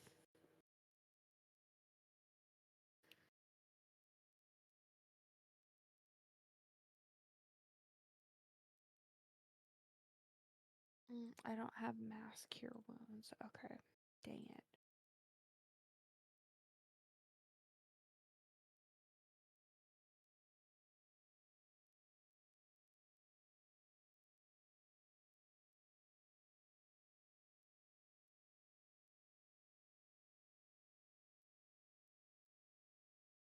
You're able to get yourself back up pretty well, Dan?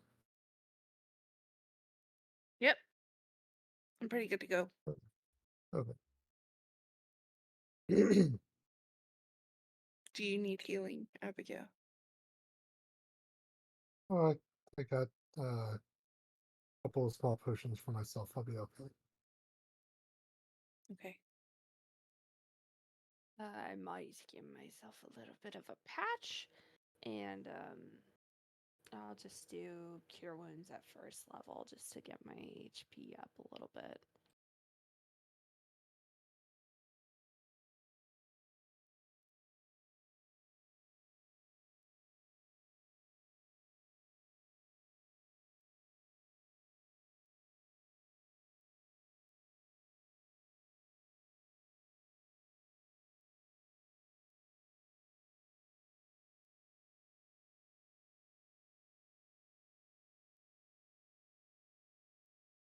Mhm. As you will make your preparations here, healing, any sort of buffs, thing like that. We do have our next ad break to cut to, so we're going to take that here. See you on the other side, and see Castiel there as well. If you want to help us out directly, you can always do so through my donations. Kofi link for that is on screen and in our chat room. Full donation list perks is available on our Discord to see all the cool things that your donations help us out here. But see you all very soon.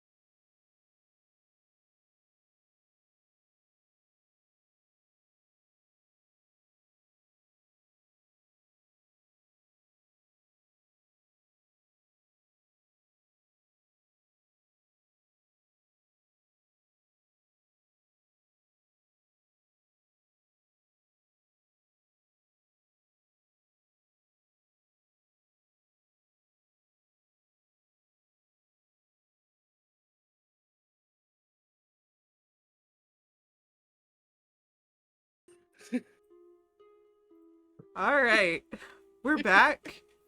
You all have had some time to prepare yourselves. And now all that's left is stand off against Castile in the volatile grove.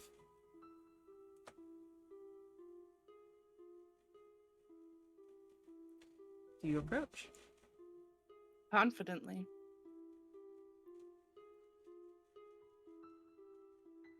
As you move in, you see where Castile stands amidst a swirling cascade of golden sunlit rays rippling inward from the shreds of the torn veil. The tear itself hanging above like a wreath 100 feet across. Scions of redemption gather, ready to defend their would-be god. And Castile speaks out. Dan of Solanthra, my sister in the light, we return. Have you reconsidered the world we might craft together? The fate we might shape standing side by side, brother and sister, refugees from a cruel mistress who stole our legacy?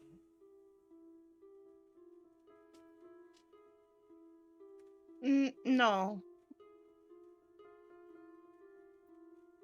My answer's the same as it was the first time you asked.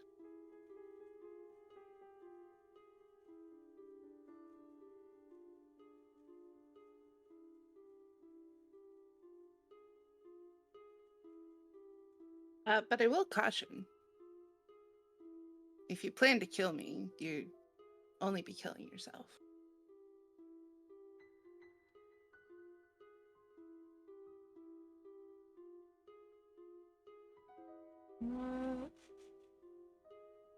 Would you like to roll a persuasion check on? Yeah, can I use my advantage thing? Sure. Okay, great. No advantage. Come on. It's bad. It's 10. You see a hint of the frustration you had noticed before during the ritual. All of the defiance, but he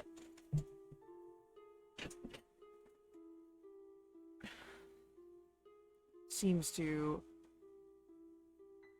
focus his attention elsewhere instead of on that.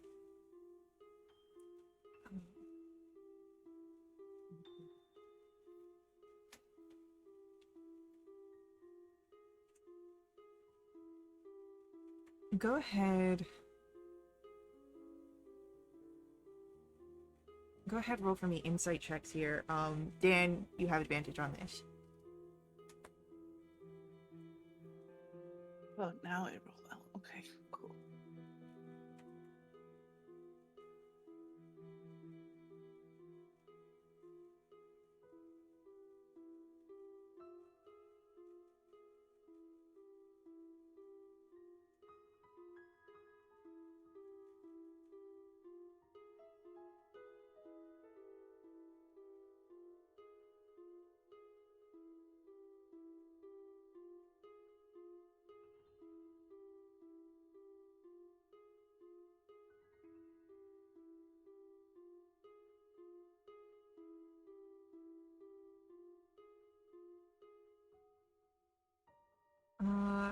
Dan and Amoira.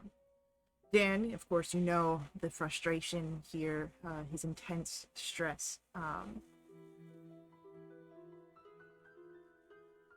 That might be something that you can utilize to distract him in battle.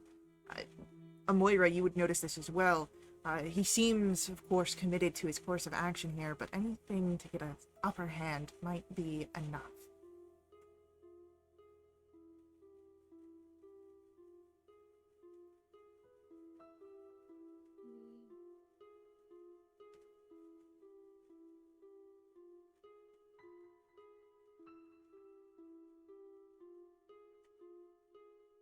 I would say What is everyone's passive perception? 11. 17. 10. 14. Abigail, Uh-huh. you would spot this with your passive.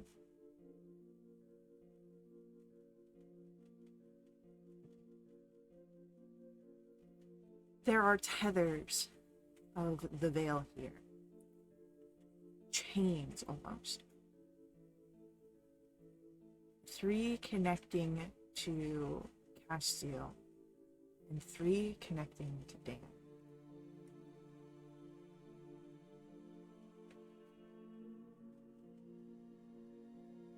Don't take this the wrong way, Dan. Mm-hmm. But you and Castiel are chained. It's not as exciting as it sounds. Hurt you, Abigail.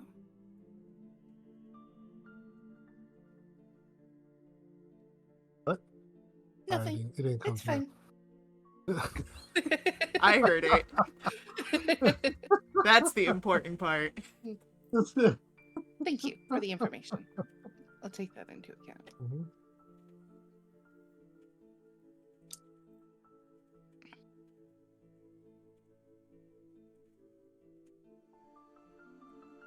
Well, I mean, I told you what killing me would do, but, wouldn't it just suck if, after all this work, everything you've done, and it would be for nothing?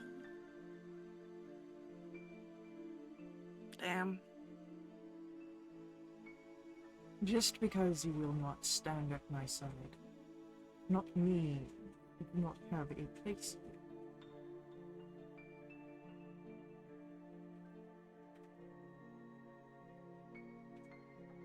What do you mean? You know exactly what I mean. A lightning rod.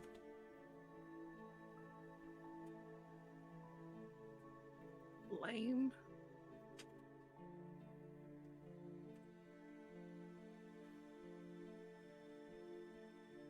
See that he takes a breath, almost one to sort of calm himself.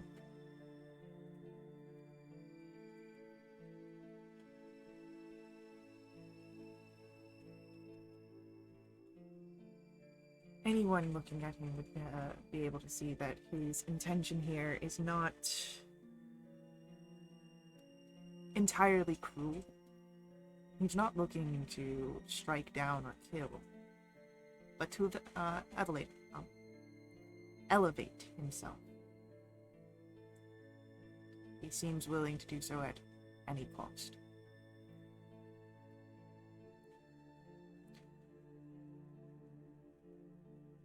I shall do as I must to achieve what is right and fair and just. And let those who stand before me know that they have brought ruin upon themselves. Sure. And he draws his blade. And go ahead, can everyone make for me a strength save here? Good.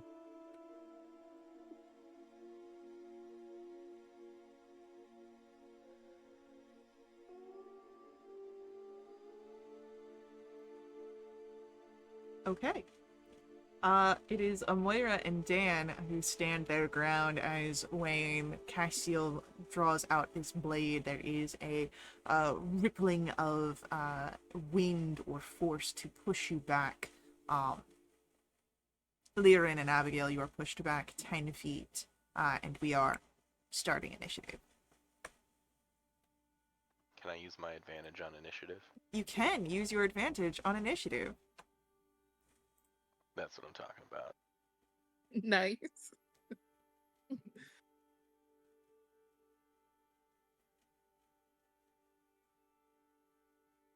Ow. That one. Hey, Fine. death always comes at the end. It's okay.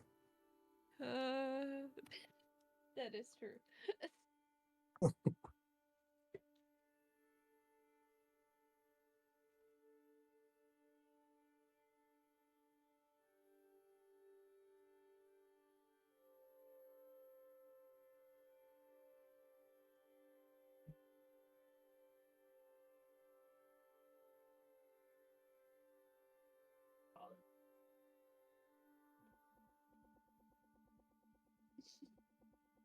Okay, Leorin will go first. After Leorin, it will be Castile, Abigail, the Scions, Dan, Amoira, and Nash. So, Leorin, first to act. What do you do?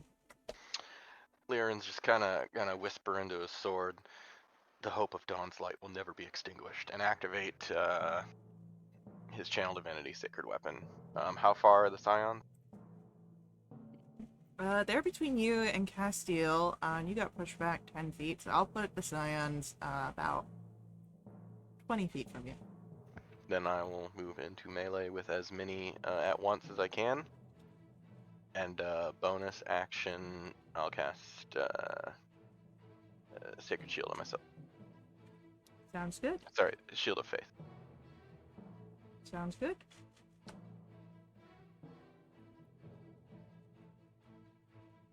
So, with that, it is Castile's go.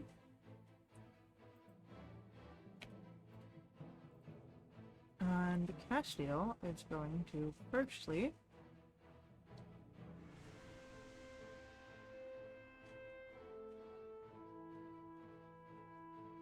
do a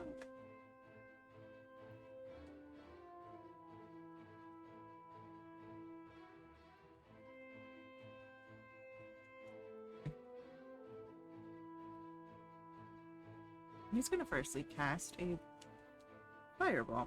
So I need Abigail, Dan, and Amoira.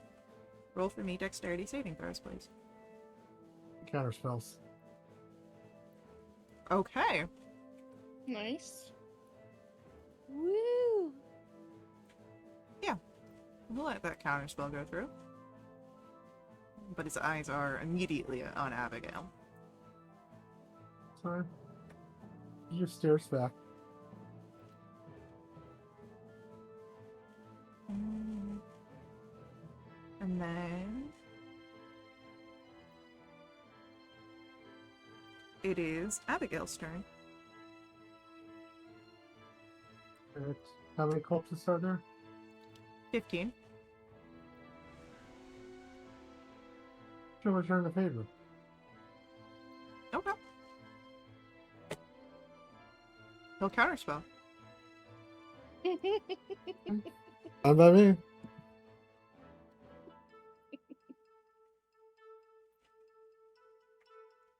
Alright. She Anything? will go ahead. She'll just bonus action teleport back a little ways. Sounds good. Yep. It is, and then the Scions go, and since you're right there, Leorin, we're gonna get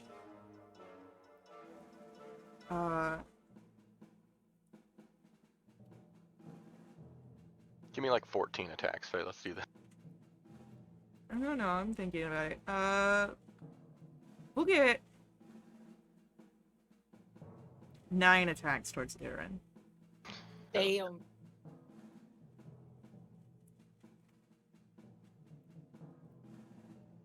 And what's your AC at right now? Because that's just gonna be the easier part. 27. So they need a natural 20 to hit.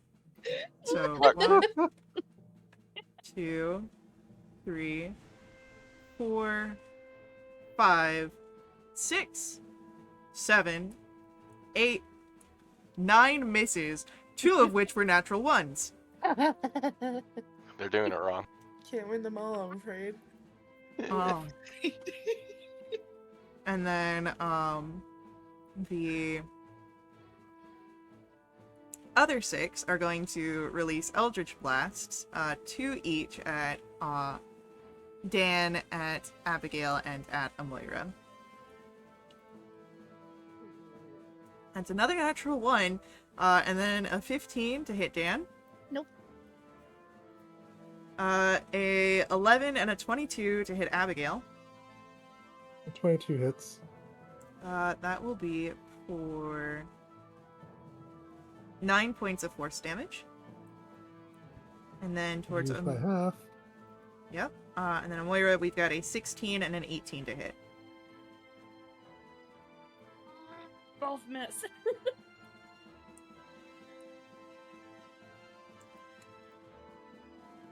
For 6 and 3 points. And then they all will take that amount of damage. Cool. Alright. And then it is... You know what? Castiel's going to use a legendary action here. Oh. Wait, what? And we're gonna get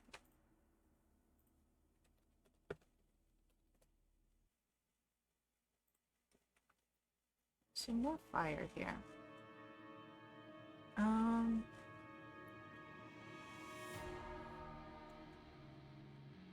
I'm going to ask for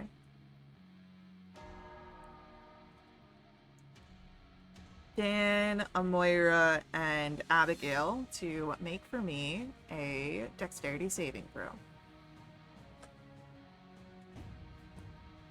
There's a 32. Five. God! So Dan succeeds. Unfortunately for Abigail and Amoira, those are 2 failures. For 16 points of fire damage and 22 points of radiant damage. Dan, you would take half. I'm sorry, how much was it? Because I tuned it out as soon as... 16 and 22. Okay, cool. And then you take half of that because of your success. And then I Got believe it. Abigail takes half because of the resistance from teleporting.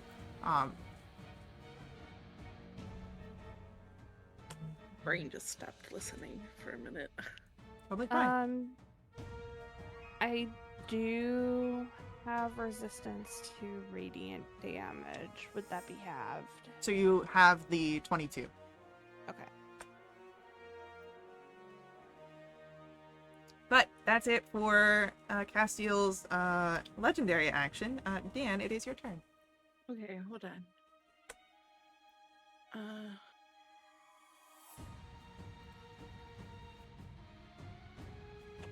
Okay. Let's talk about these chains. They're not a physical thing. Oh, because it is the start of your turn and you have these chains, you do gain 50 points of healing. No way. And you recover a spell slot. No way. Mhm. Okay, hold on. Things in my brain might be changing. I like these chains. Well, these are the chains that connect you and Castiel together, so... No. And severing the connection here is a no-no, right? Killing one of the others, like either you or Castiel, would be the no-no. Right. You could make a check here to see if you could find a way to remove the tethers from yourself. Yes, I would like to do that. Okay. I would say you can make a Arcana or Religion check here. Okay. It's 16 religion. 16. So, While you are still tethered to the Divine Veil, while either of you are still tethered to the Divine Veil, that is the incredible devastation risk, if one of you falls. However, with your 16, you would know that there are a few avenues here that you could take to sever your connection to, both of your connections to the Divine Veil. You could, make physical attacks against it and destroy it that way. Or, you recall that your blood was utilized to open this. Maybe there are ways to use your blood to close it. Interesting. But that would require a further action to figure out how you might be able to do so fully. But you do have that information, which you can share to your companions, if you so wish. So they're not even terribly close to me. I don't want to go shouting this out. If you've not moved yet, Amoira and Nesh would still be close to you. Well, then I will share it with them quietly. Right.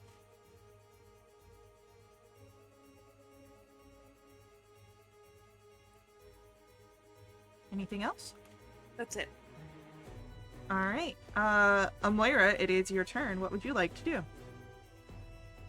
Alright, with that hit that I received, I am going to cast... Now, if you want to move off of what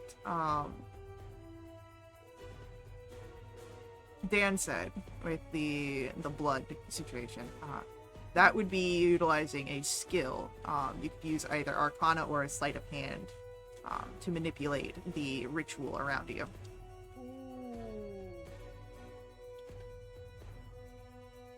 You said Arcana or Insight? Arcana or Sleight of Hand. Oh, Sleight of Hand. Crap. Okay, you know what? Let's just do Arcana and see what happens.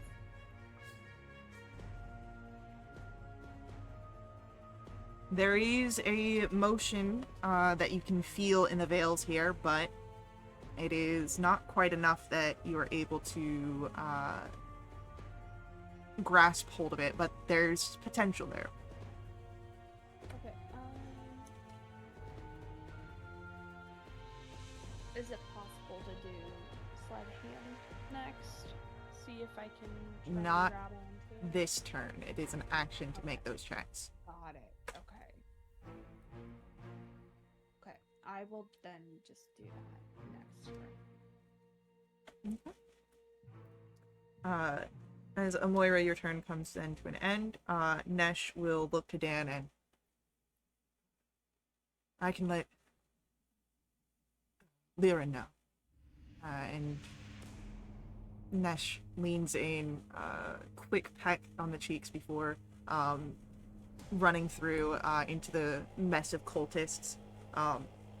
Lyra, you feel the presence at your back as Nesh will deliver the revelations that Dan had shared about the chains that tether from the torn veil above to the two Aasimar. And Nesh will take a defensive action here. He will prepare to intercept any attack that might come for you, Lyran. As it is now Lyran's turn, once again.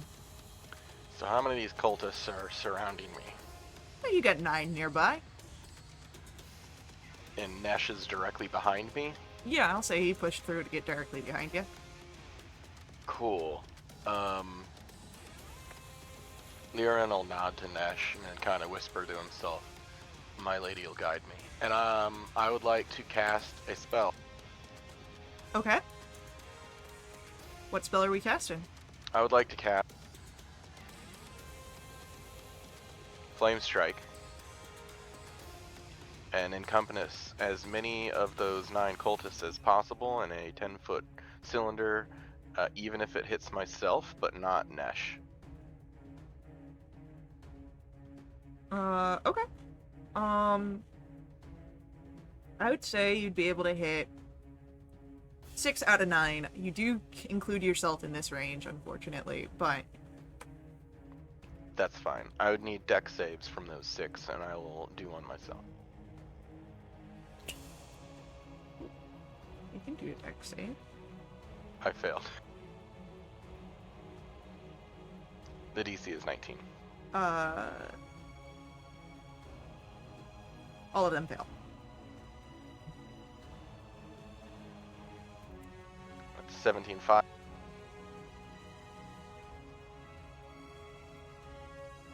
And 10 radiant. All 6 of the cultists that you had struck go down.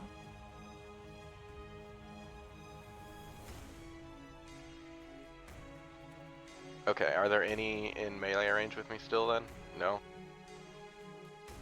There's 3 that are semi-melee because they're near Nesh, but they're just like right behind you. I gotta make a con save. We're good. Nesh, do you want me to hold them off? I'll be fine. Okay, I'll move back towards Dan. Alright. That's it. Abigail. Wait, nope.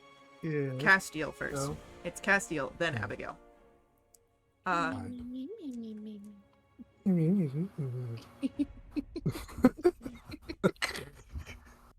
name is Castiel, and I want to cast a spell. Castiel My mother didn't like me.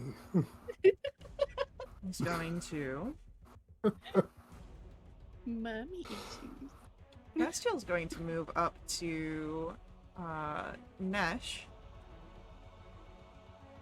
And take an attack. I regret mocking him immediately. And the first attack is going to hit. And his second attack is also going to hit.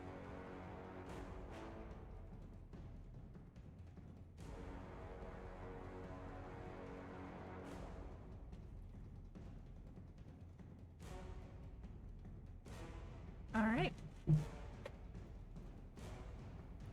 With that, it is Abigail's turn. Okay. I actually have a rules question real quick.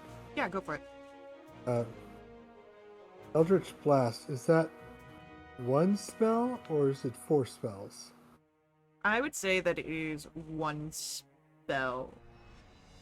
Because you... So it's like Magic Missile, where it's 1 spell and creates 4 bolts. Yeah, I'd say so. Then I did my wrong earlier, but it's fine. Okay. It only matters because of mechanics. Okay. Alright, well, since she doesn't really know what's going on so much, she's just in pain because of all the bright light. She's just going to take some shots at some of the cultists. Yeah, there's 9 of them left. Right? No, not 9. 3. 3? There's 3 around There's 3 out there. of the 9. And then, no, because there was 9 and 6. Yeah, there's a total of 9 left. Okay. Well, she's just gonna pick on whatever. Pick a. Ooh, natural 20. Yeah. He's dead. Alright.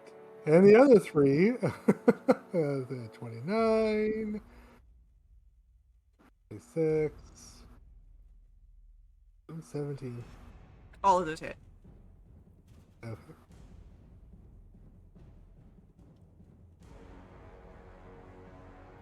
So it's 15 for 36 points of force damage.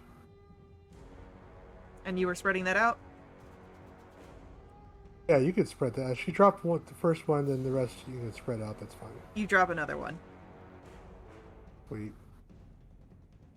So, Go temporary hit points. And then she'll bonus action teleport. She'll just kind of keep bouncing around a little bit. hell yeah, we love Back it. and forth. With that, it is going to be our Scions go. We've got 2 near Nesh, and then 5 just hanging out. We're gonna take some stab attempts at Nesh. Unfortunately, those miss. And then the other will attempt Eldritch Blasts. We've got 1 towards Liren, 1 towards Dan, 1 towards Amoira, 1 towards Abigail, and then another 1 towards Abigail. So 2 towards Abigail, and then 1 towards everybody else. Yeah, it is. An 11 and a 23 towards Abigail. It's For 7 points of force damage. Towards Liren, 21 misses. Towards Dan, a 7 misses. And towards Amoira, 22 will hit. For 6 points of force damage. Oh boy. And then, Dan, it is your turn. At the start of your turn, you gain 50 health and 1 spell slot. Great. I love it. Uh-oh.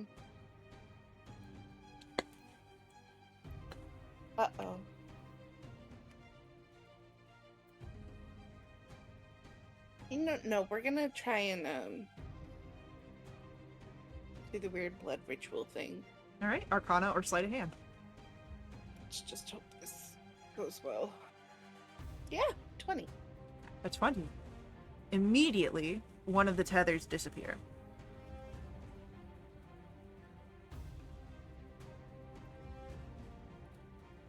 Okay.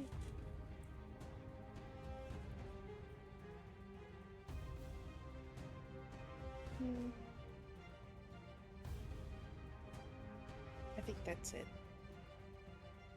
Alright. With that, Amoira, we come to your turn. What would you like to do?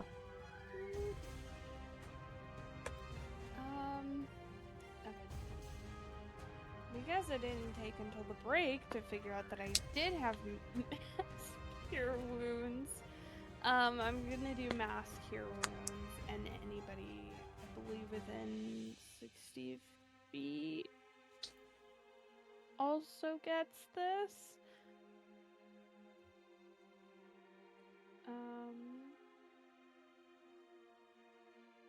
So 18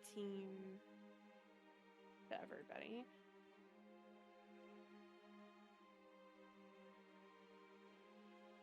Okay.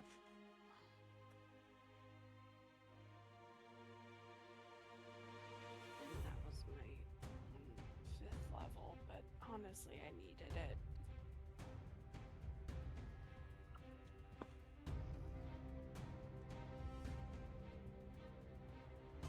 But I think that will just be all for my turn, because I'm just trying to heal up.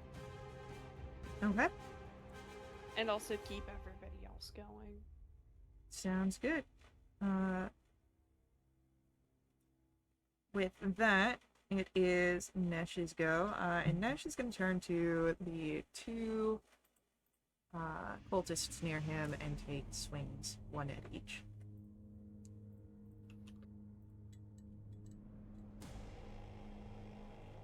And both of them will hit.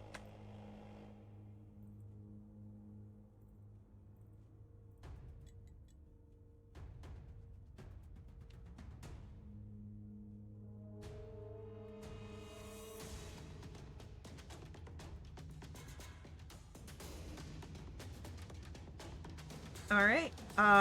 Liren, it is your turn. What would you like to do? So, based on what Nesh told me, what check can I make to try and help here? So you can either try to physically break the chains, which might take more time, or you can try and manipulate the blood that is still in the air from the ritual, which would be either an Arcana or Sleight of Hand. I'll do the breaking.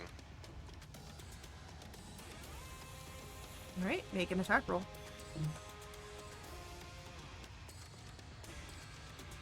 28. Yeah, that'll hit. Is this something that I could smite? You could smite it, yes. It does not get bonuses, unfortunately. Telling me these chains aren't undead. Or fiends.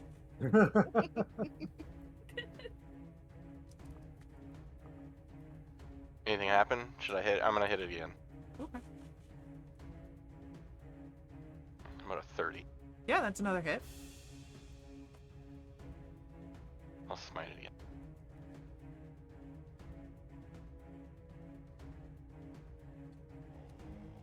That's a pretty good roll. All right, that's one chain smited and broken. All right, I'll end my turn there. All right, so both Dan and Castiel are now missing one of the threads connecting to the veil.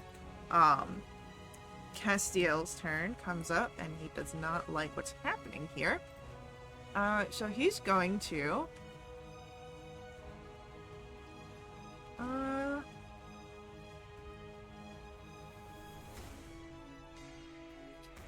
I need for Lyrin to make for me a charisma saving throw, please. Oh. 29. All right, you are not banished. Cool. Abigail, it's your turn. Uh-huh.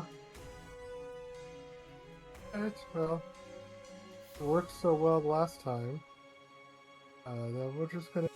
Because she still doesn't know what's going on, so she's just gonna do what she can and keep picking off cultists.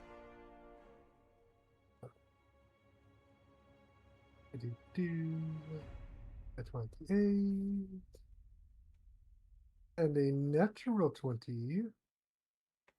Oh, I don't know why it does that. That's fine. 21. Well, Whatever. it's enough to kill another cultist, so. Yeah, it's fine. Yeah, it's close enough. 32 and 19. So we'll just do 3d10 and roll.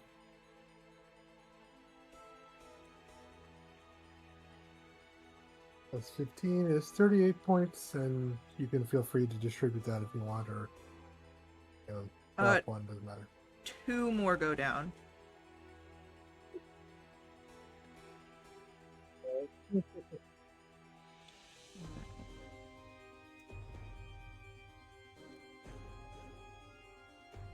Anything else from Abigail? Nope.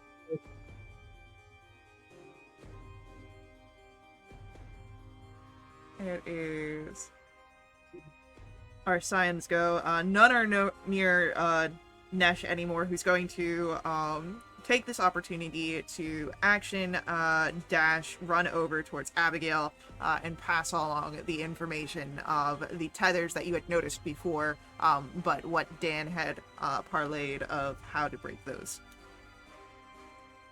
Okay. And that's it for... Oh, shoot. I totally skipped over 2 people. Dan and Amoira. So, Dan, go for your turn. Okay, we're gonna try and get rid of more of these chains. Yep. Go for it. Not as good this time, but a 14. A 14. You feel it move beneath you, but unfortunately not enough to break. Okay. That's it. Amoira, it's your turn. Alright, I'm also gonna go for the Arcana check again. Yeah, go for it. God. I believe, Amoira, you still have your advantage from the being in this domain, so... Yes, you're right.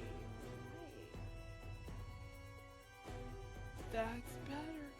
That's a 20. That's another chain immediately disrupted. Removing another one from, this will be from Dan. Alright. Anything for your bonus action, Amoira? Nope, just Alright. that. And I've already done Nesh's turn because I forgot about that. Liren, we come to your turn. 3 chains still up. 1 on Dan, 2 on Castiel. What are you doing? And I was breaking Castiel chains previously, right? Yes, you broke a Castiel chain. I will try to do so again. Okay, go for it. 27.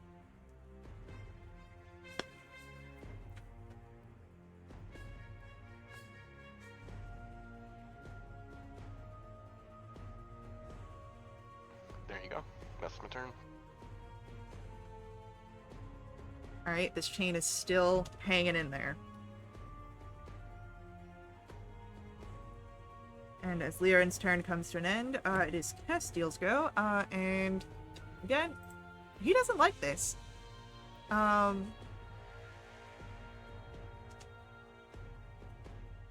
He's going to focus a flame strike on you, Liren. Can you give me a dexterity save?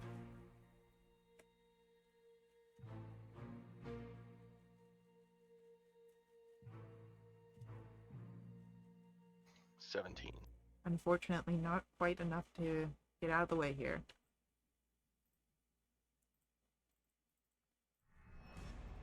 That will be 18 points of fire and 14 points of radiant. I accept. Okay. Abigail, it's your turn. Oh, man. So soon? So soon. So soon, okay. And then you do have, of course, the knowledge. Nesh gave it to you of the threads that's going on here. Yeah, so... You said do, like, an Arcana check for this? A Arcana or Sleight of Hand can do so.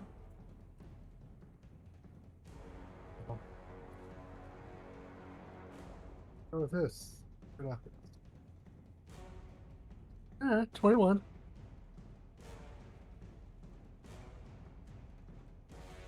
Uh, 21. Yeah, that's another one, gone. Dan and Castiel both have 1 tether left to either of them.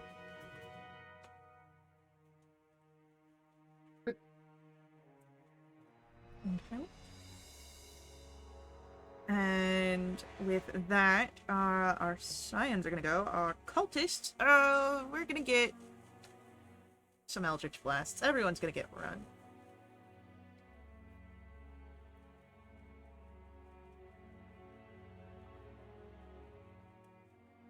That is a 7 to hit Liren. A natural 1 to hit Abigail. A natural 1 to hit Dan. And a 8 to hit Amoira. I think you're all fine this round. Actually, a natural 1 hits this time. It does. No, it's fine. Dan, it is going to be your go. You've got 1 tether towards you, 1 tether towards on Castiel. So you gain back 50 points of health and a spell slot. Spell slot. Right. Did I get one back from the time that you forgot me? Yes. Okay, cool. Let's get rid of this chain. Hopefully. No, it's a 13. Unfortunately, your chain stays. It's okay. Anything else from Dan? Not this. No. Mm-mm. Amoira, what are you doing? Going for the chain. Arcana, don't fail me now.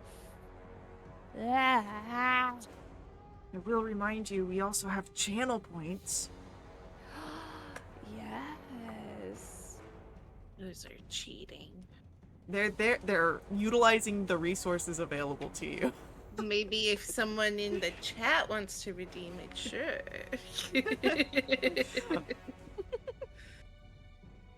No, you're too busy in the Wizard Alabaster's chat. Hey, I closed it for you. I closed it for you. Ah, Don't dox us like that. Come on. anything else for Moira this turn? No. I Okay. need to look for information real quick. All right. Nesh is going to move in back next to Dan. He's been seeing that you've been trying to work with this, so he's going to provide the help action for you, give you advantage on Hell your next yeah. turn. That's my duo. Liren, you've got the chain in front of you that's connected to Castile. It's hanging in there, but it's still holding. What would you like to do? Oh, I need to make a con save for. Okay. I forgot. We're good. Okay. Shaking off the second flame strike of the day. Third. He will. Third? This is the second one Castiel is cast. Yeah. Sorry, he just used another one on me, or is it my turn? It's your turn. Okay, So I didn't this, black out then. yeah. Okay. It's just he used it and I didn't specify before. I will strike the chain. Yeah. That hits.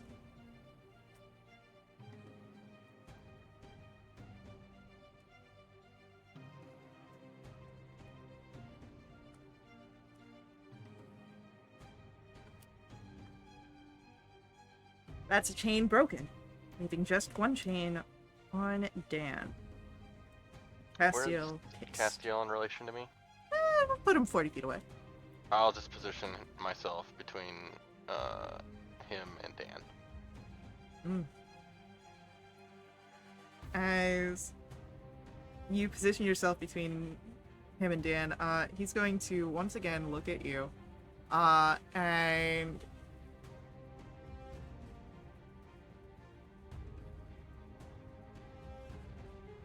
he's going. I need you to make me another charisma saving throw. He's going to try and banish you again.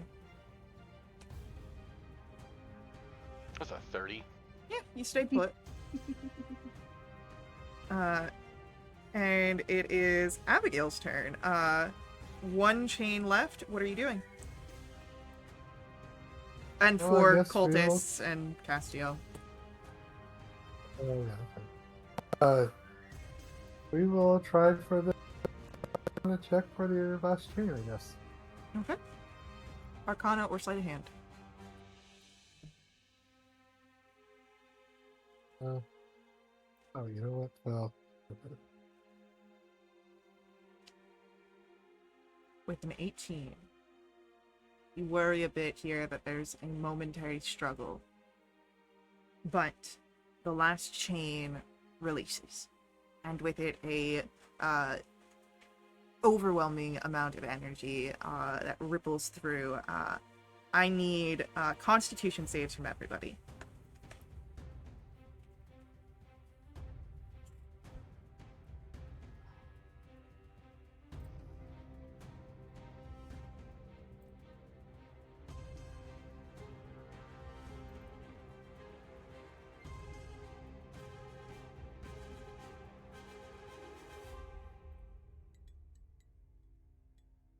Alright, so unfortunately, all of you will fail this. Which means you all take, on its burst, 21 points of radiant damage.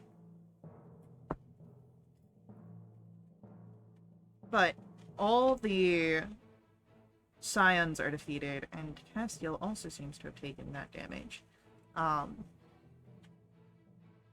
Dan, it's your turn.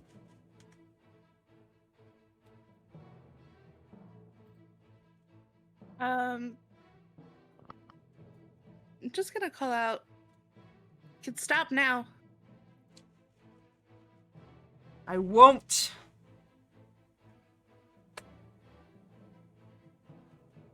How far away is he? About 40 feet from you. 40 feet.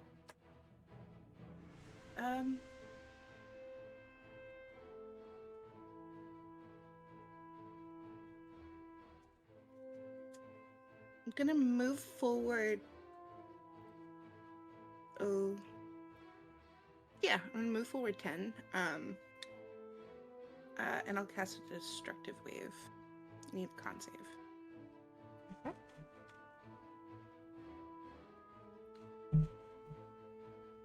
If any of the cultists are in 30 feet, they also need that. No, they're all dead. That is a Oh, okay. 30. I think it takes half.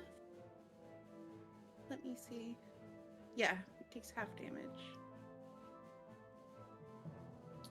So he'll take 8 radiant.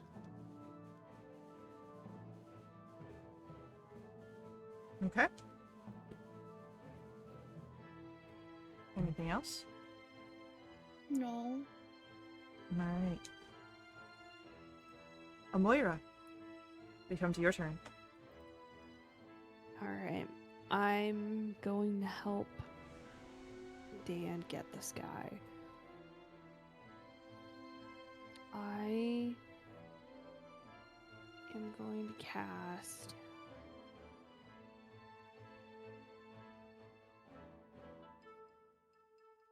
I'm gonna cast Blight at 4th level. Okay, I need you to make me a wisdom save.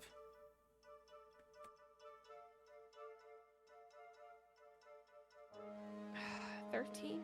Unfortunately, due to you being in the divine domain that you are, you use the spell, but unfortunately it has no effect.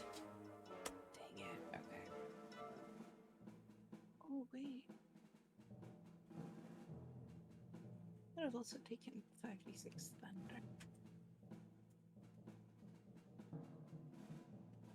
If you want to roll that, I'll add that. Yeah? Mhm. I'm sorry. You're good. Garbage at 7. Oof. But, anything else from Amoira? No. It is going to be Nesh's turn. However, you have another ad break coming up here, so stick around with us. We'll be right back to continue with the last portions of our combat and our story. But before we head out, I do just ask that you let the ads run. They help us out so much here at Build Wish RP. If you want to directly support us, you can do so through my Ko-fi, link for that's on screen and in our chat room. But we will see you guys very soon.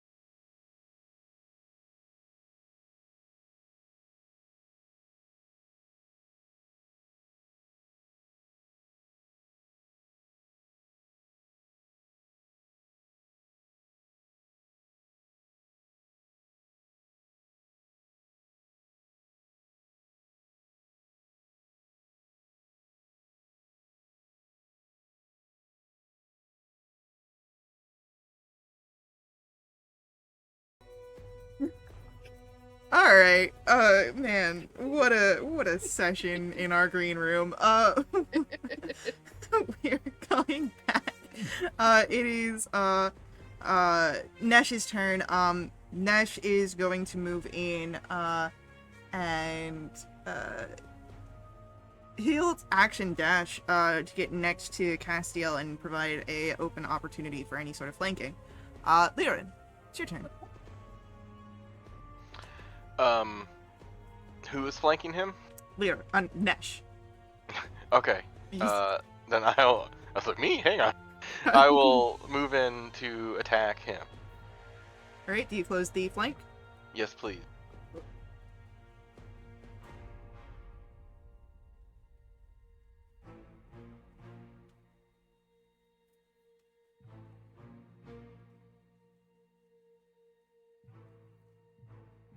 I'm gonna smite on out.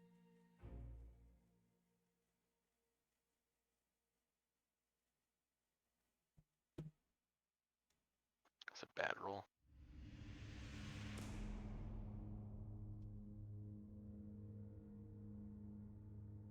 And just for Did fun, I'm gonna you- shield slam him. What's up? Did you roll your normal sacred weapon damage? I did. It was 2. That's the improved divine. On my sword damage. Yeah. No.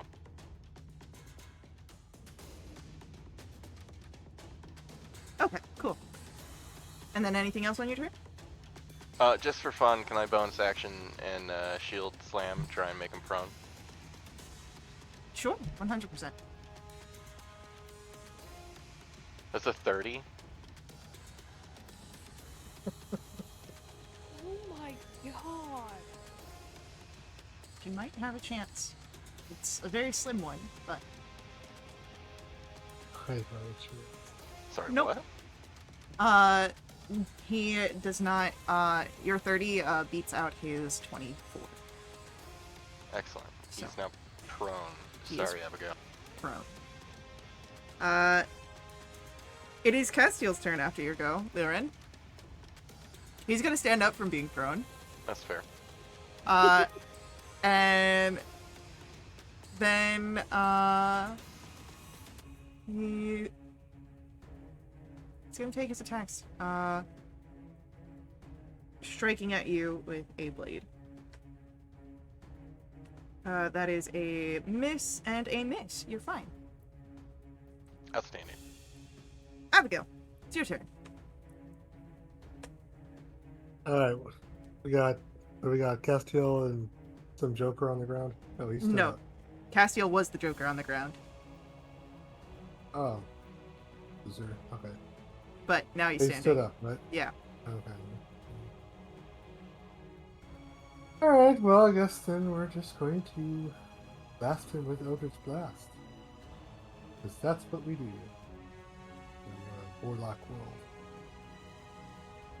Well, we do a lot of other things too, but mostly we Eldritch Blast. 22, 32, and 26. Yeah, all of those will. No, the 18 actually misses. Okay. Just misses, but That's fine. 2 out of 4 ain't bad. That is a sucky roll though. 30 points of force damage. all right, good to know. Anything else? Nope. Dan, it is Yeah. your turn. Okay. I'll cast a branding smite. And run in. Go for it. A 24. And a 24. Both hit. We've got 22 slashing. 15 radiant from improved. And 12 from branding. All right. Anything else? Can still stop. Never. Okay. Moira. Your turn. Yes. Alright, we're gonna go with this guy again. If my dice want to behave. Smile through the pain, it's fine. I am actually gonna cast Spirit Guardians at 3rd level. Okay.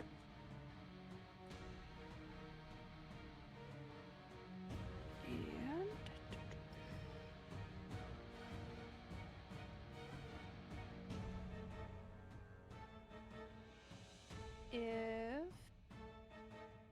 if they fail a wisdom saving throw, they will take 15 necrotic damage. Since this does necrotic damage, I do need you to roll me a wisdom saving throw. Yes. Oh crap. 15? Unfortunately, your spell does not come through. Okay. Then yeah.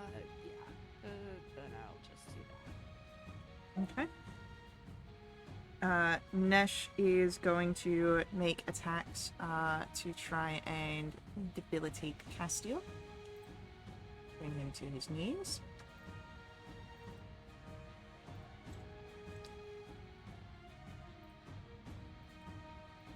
First attack just hits. The second attack misses. That would be... Alright. Lyrin, we come to your turn. I will attack this guy. Go for it. Am I still on the flank with Nash? You are.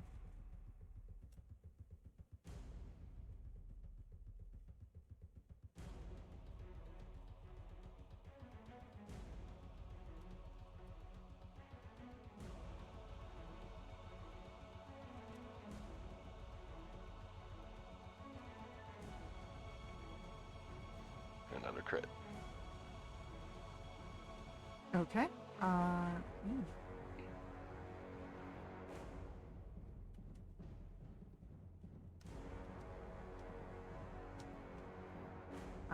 Castiel's looking real rough here, but he's still standing. That's it. Castiel is going to...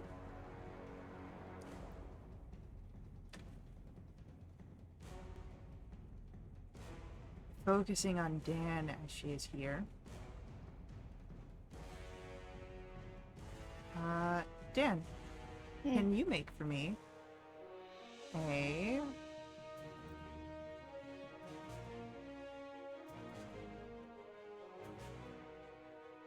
You know what? No, he's not going to do a spell. He's going to just take his attacks at you with his blade. 26 to hit. Mm-hmm. And a 28. Yes.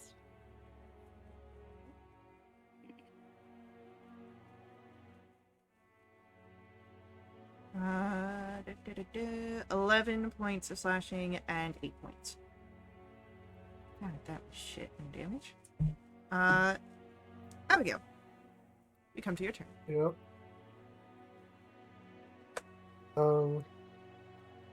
It probably won't matter much, but do you know if Castiel's a fiend or not?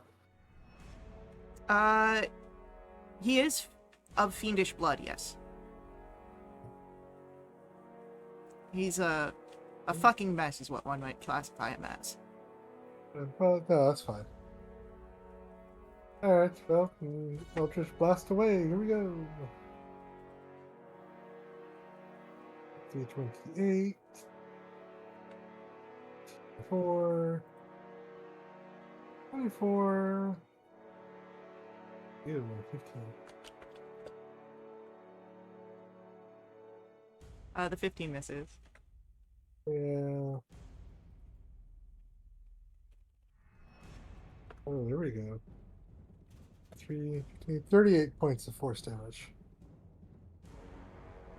All right. With that, Castiel falls to his knees. Dan, Hmm. as you stand here, you see a crack in Castiel's chest, essentially.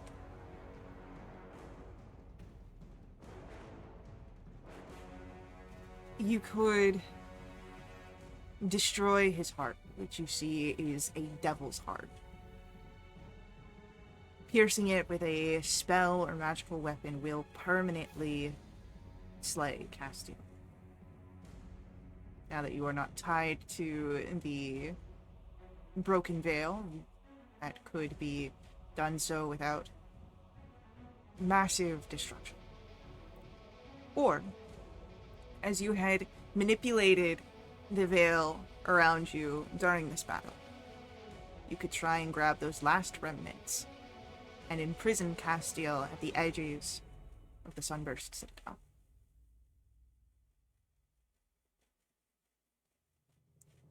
Well, yeah, I don't want to kill him. And as you imprison him, utilizing the last remnants of the torn veil, would you like to paint how that looks, Dan?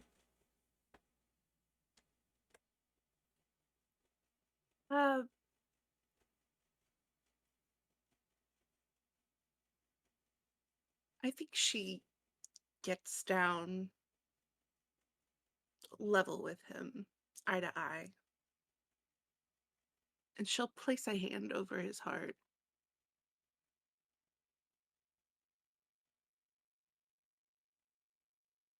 There's still hope for you.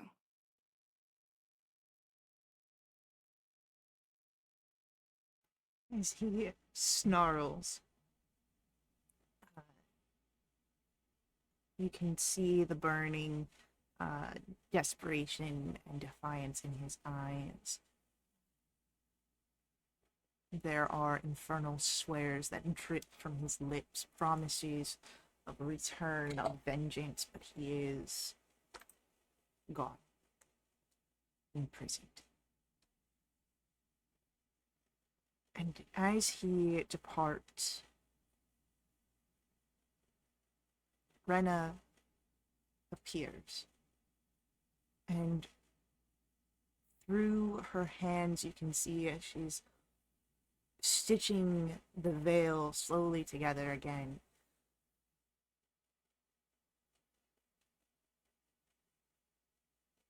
And you all would notice something here.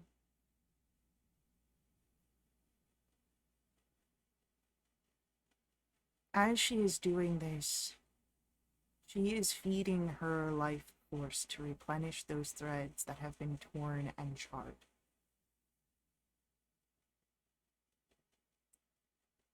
Go ahead, roll from the Arcana or Insight check.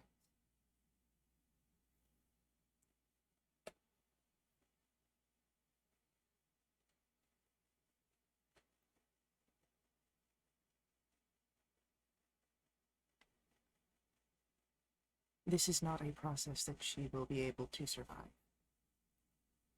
The mortal body that Rena has at the end of this process will be consumed to stabilize the veils. And then whatever divine connection she has will return to Solanthra herself.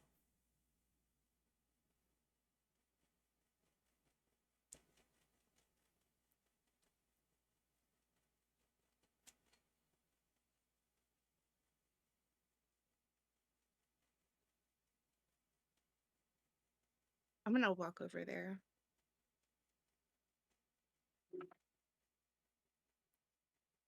Rena smiles at you. Are you sure you want to do that? It cannot be unmended. That would be more dangerous. My purpose is here. She'll bring a hand to brush some of the hair away from your face.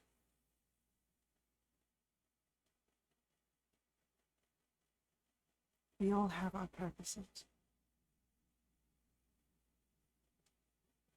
You have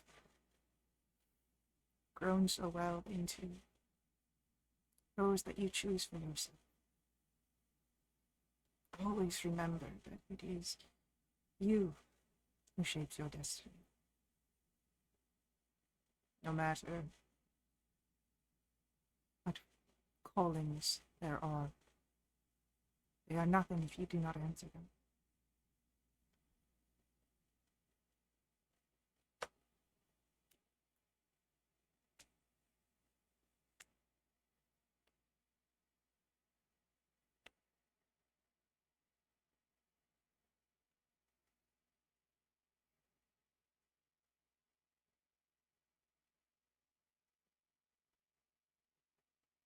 Guess that talk is off the table.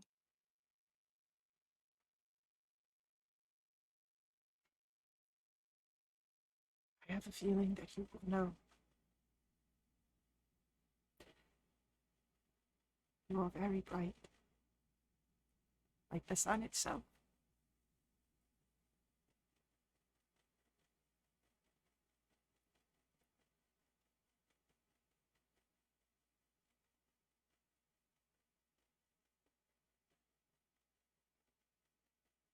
We'll figure it out.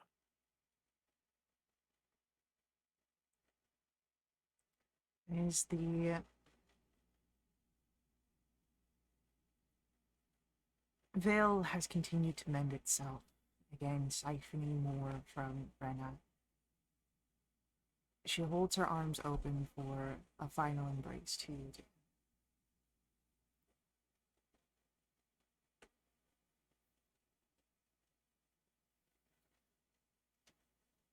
I'll hook her.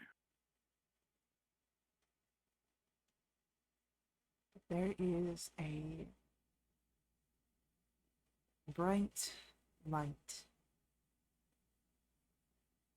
that begins to fill the area, and a warmth that you feel there.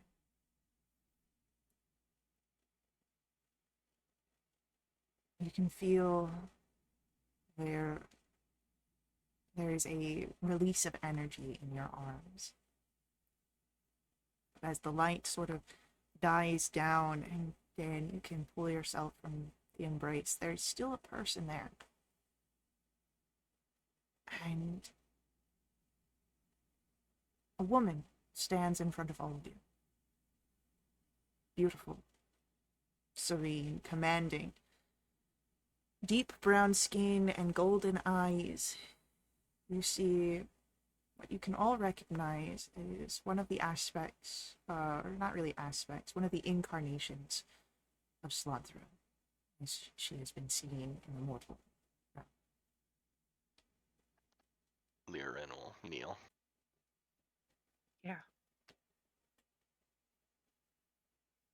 I'm on a knee.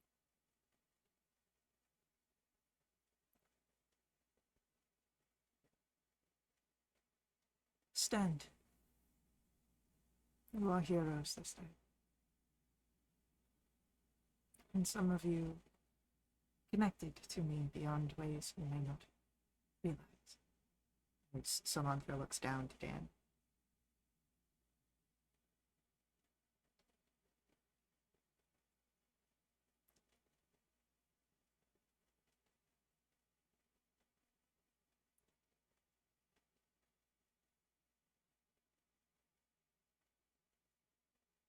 Brenna has returned to me and shared memories, experience, hopes, fears, losses.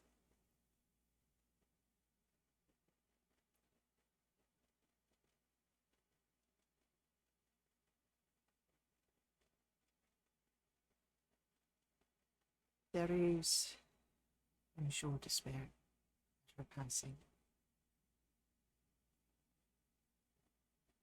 But a light has been born.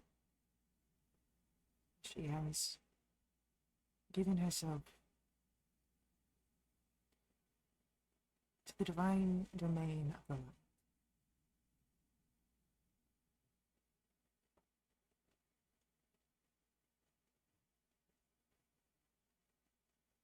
And you, Dan, you are an ally and a child.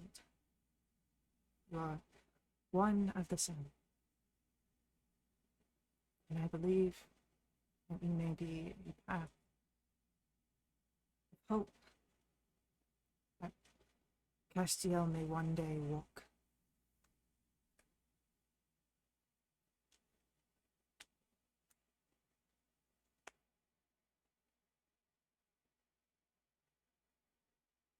Maybe. I'm just Dan.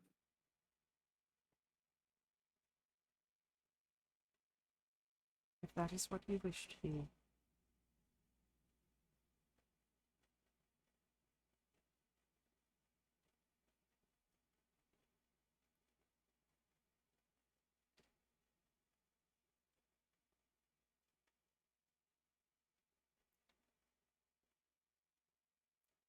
As Solanthra stands there and looks upon each of you, a warm breeze comes. And looking where it leads, there is a portal, a gateway that you can see returns you to Winterville.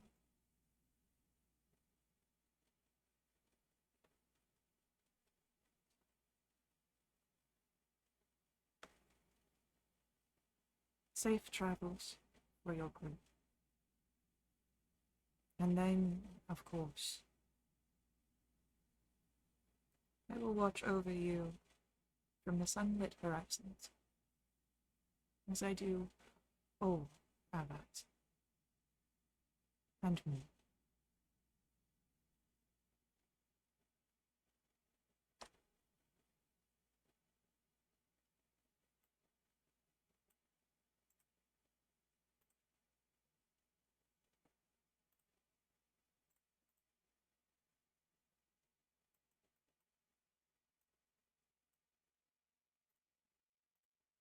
Just give one last bow before I scooch back to my friends. Same. Less scooching.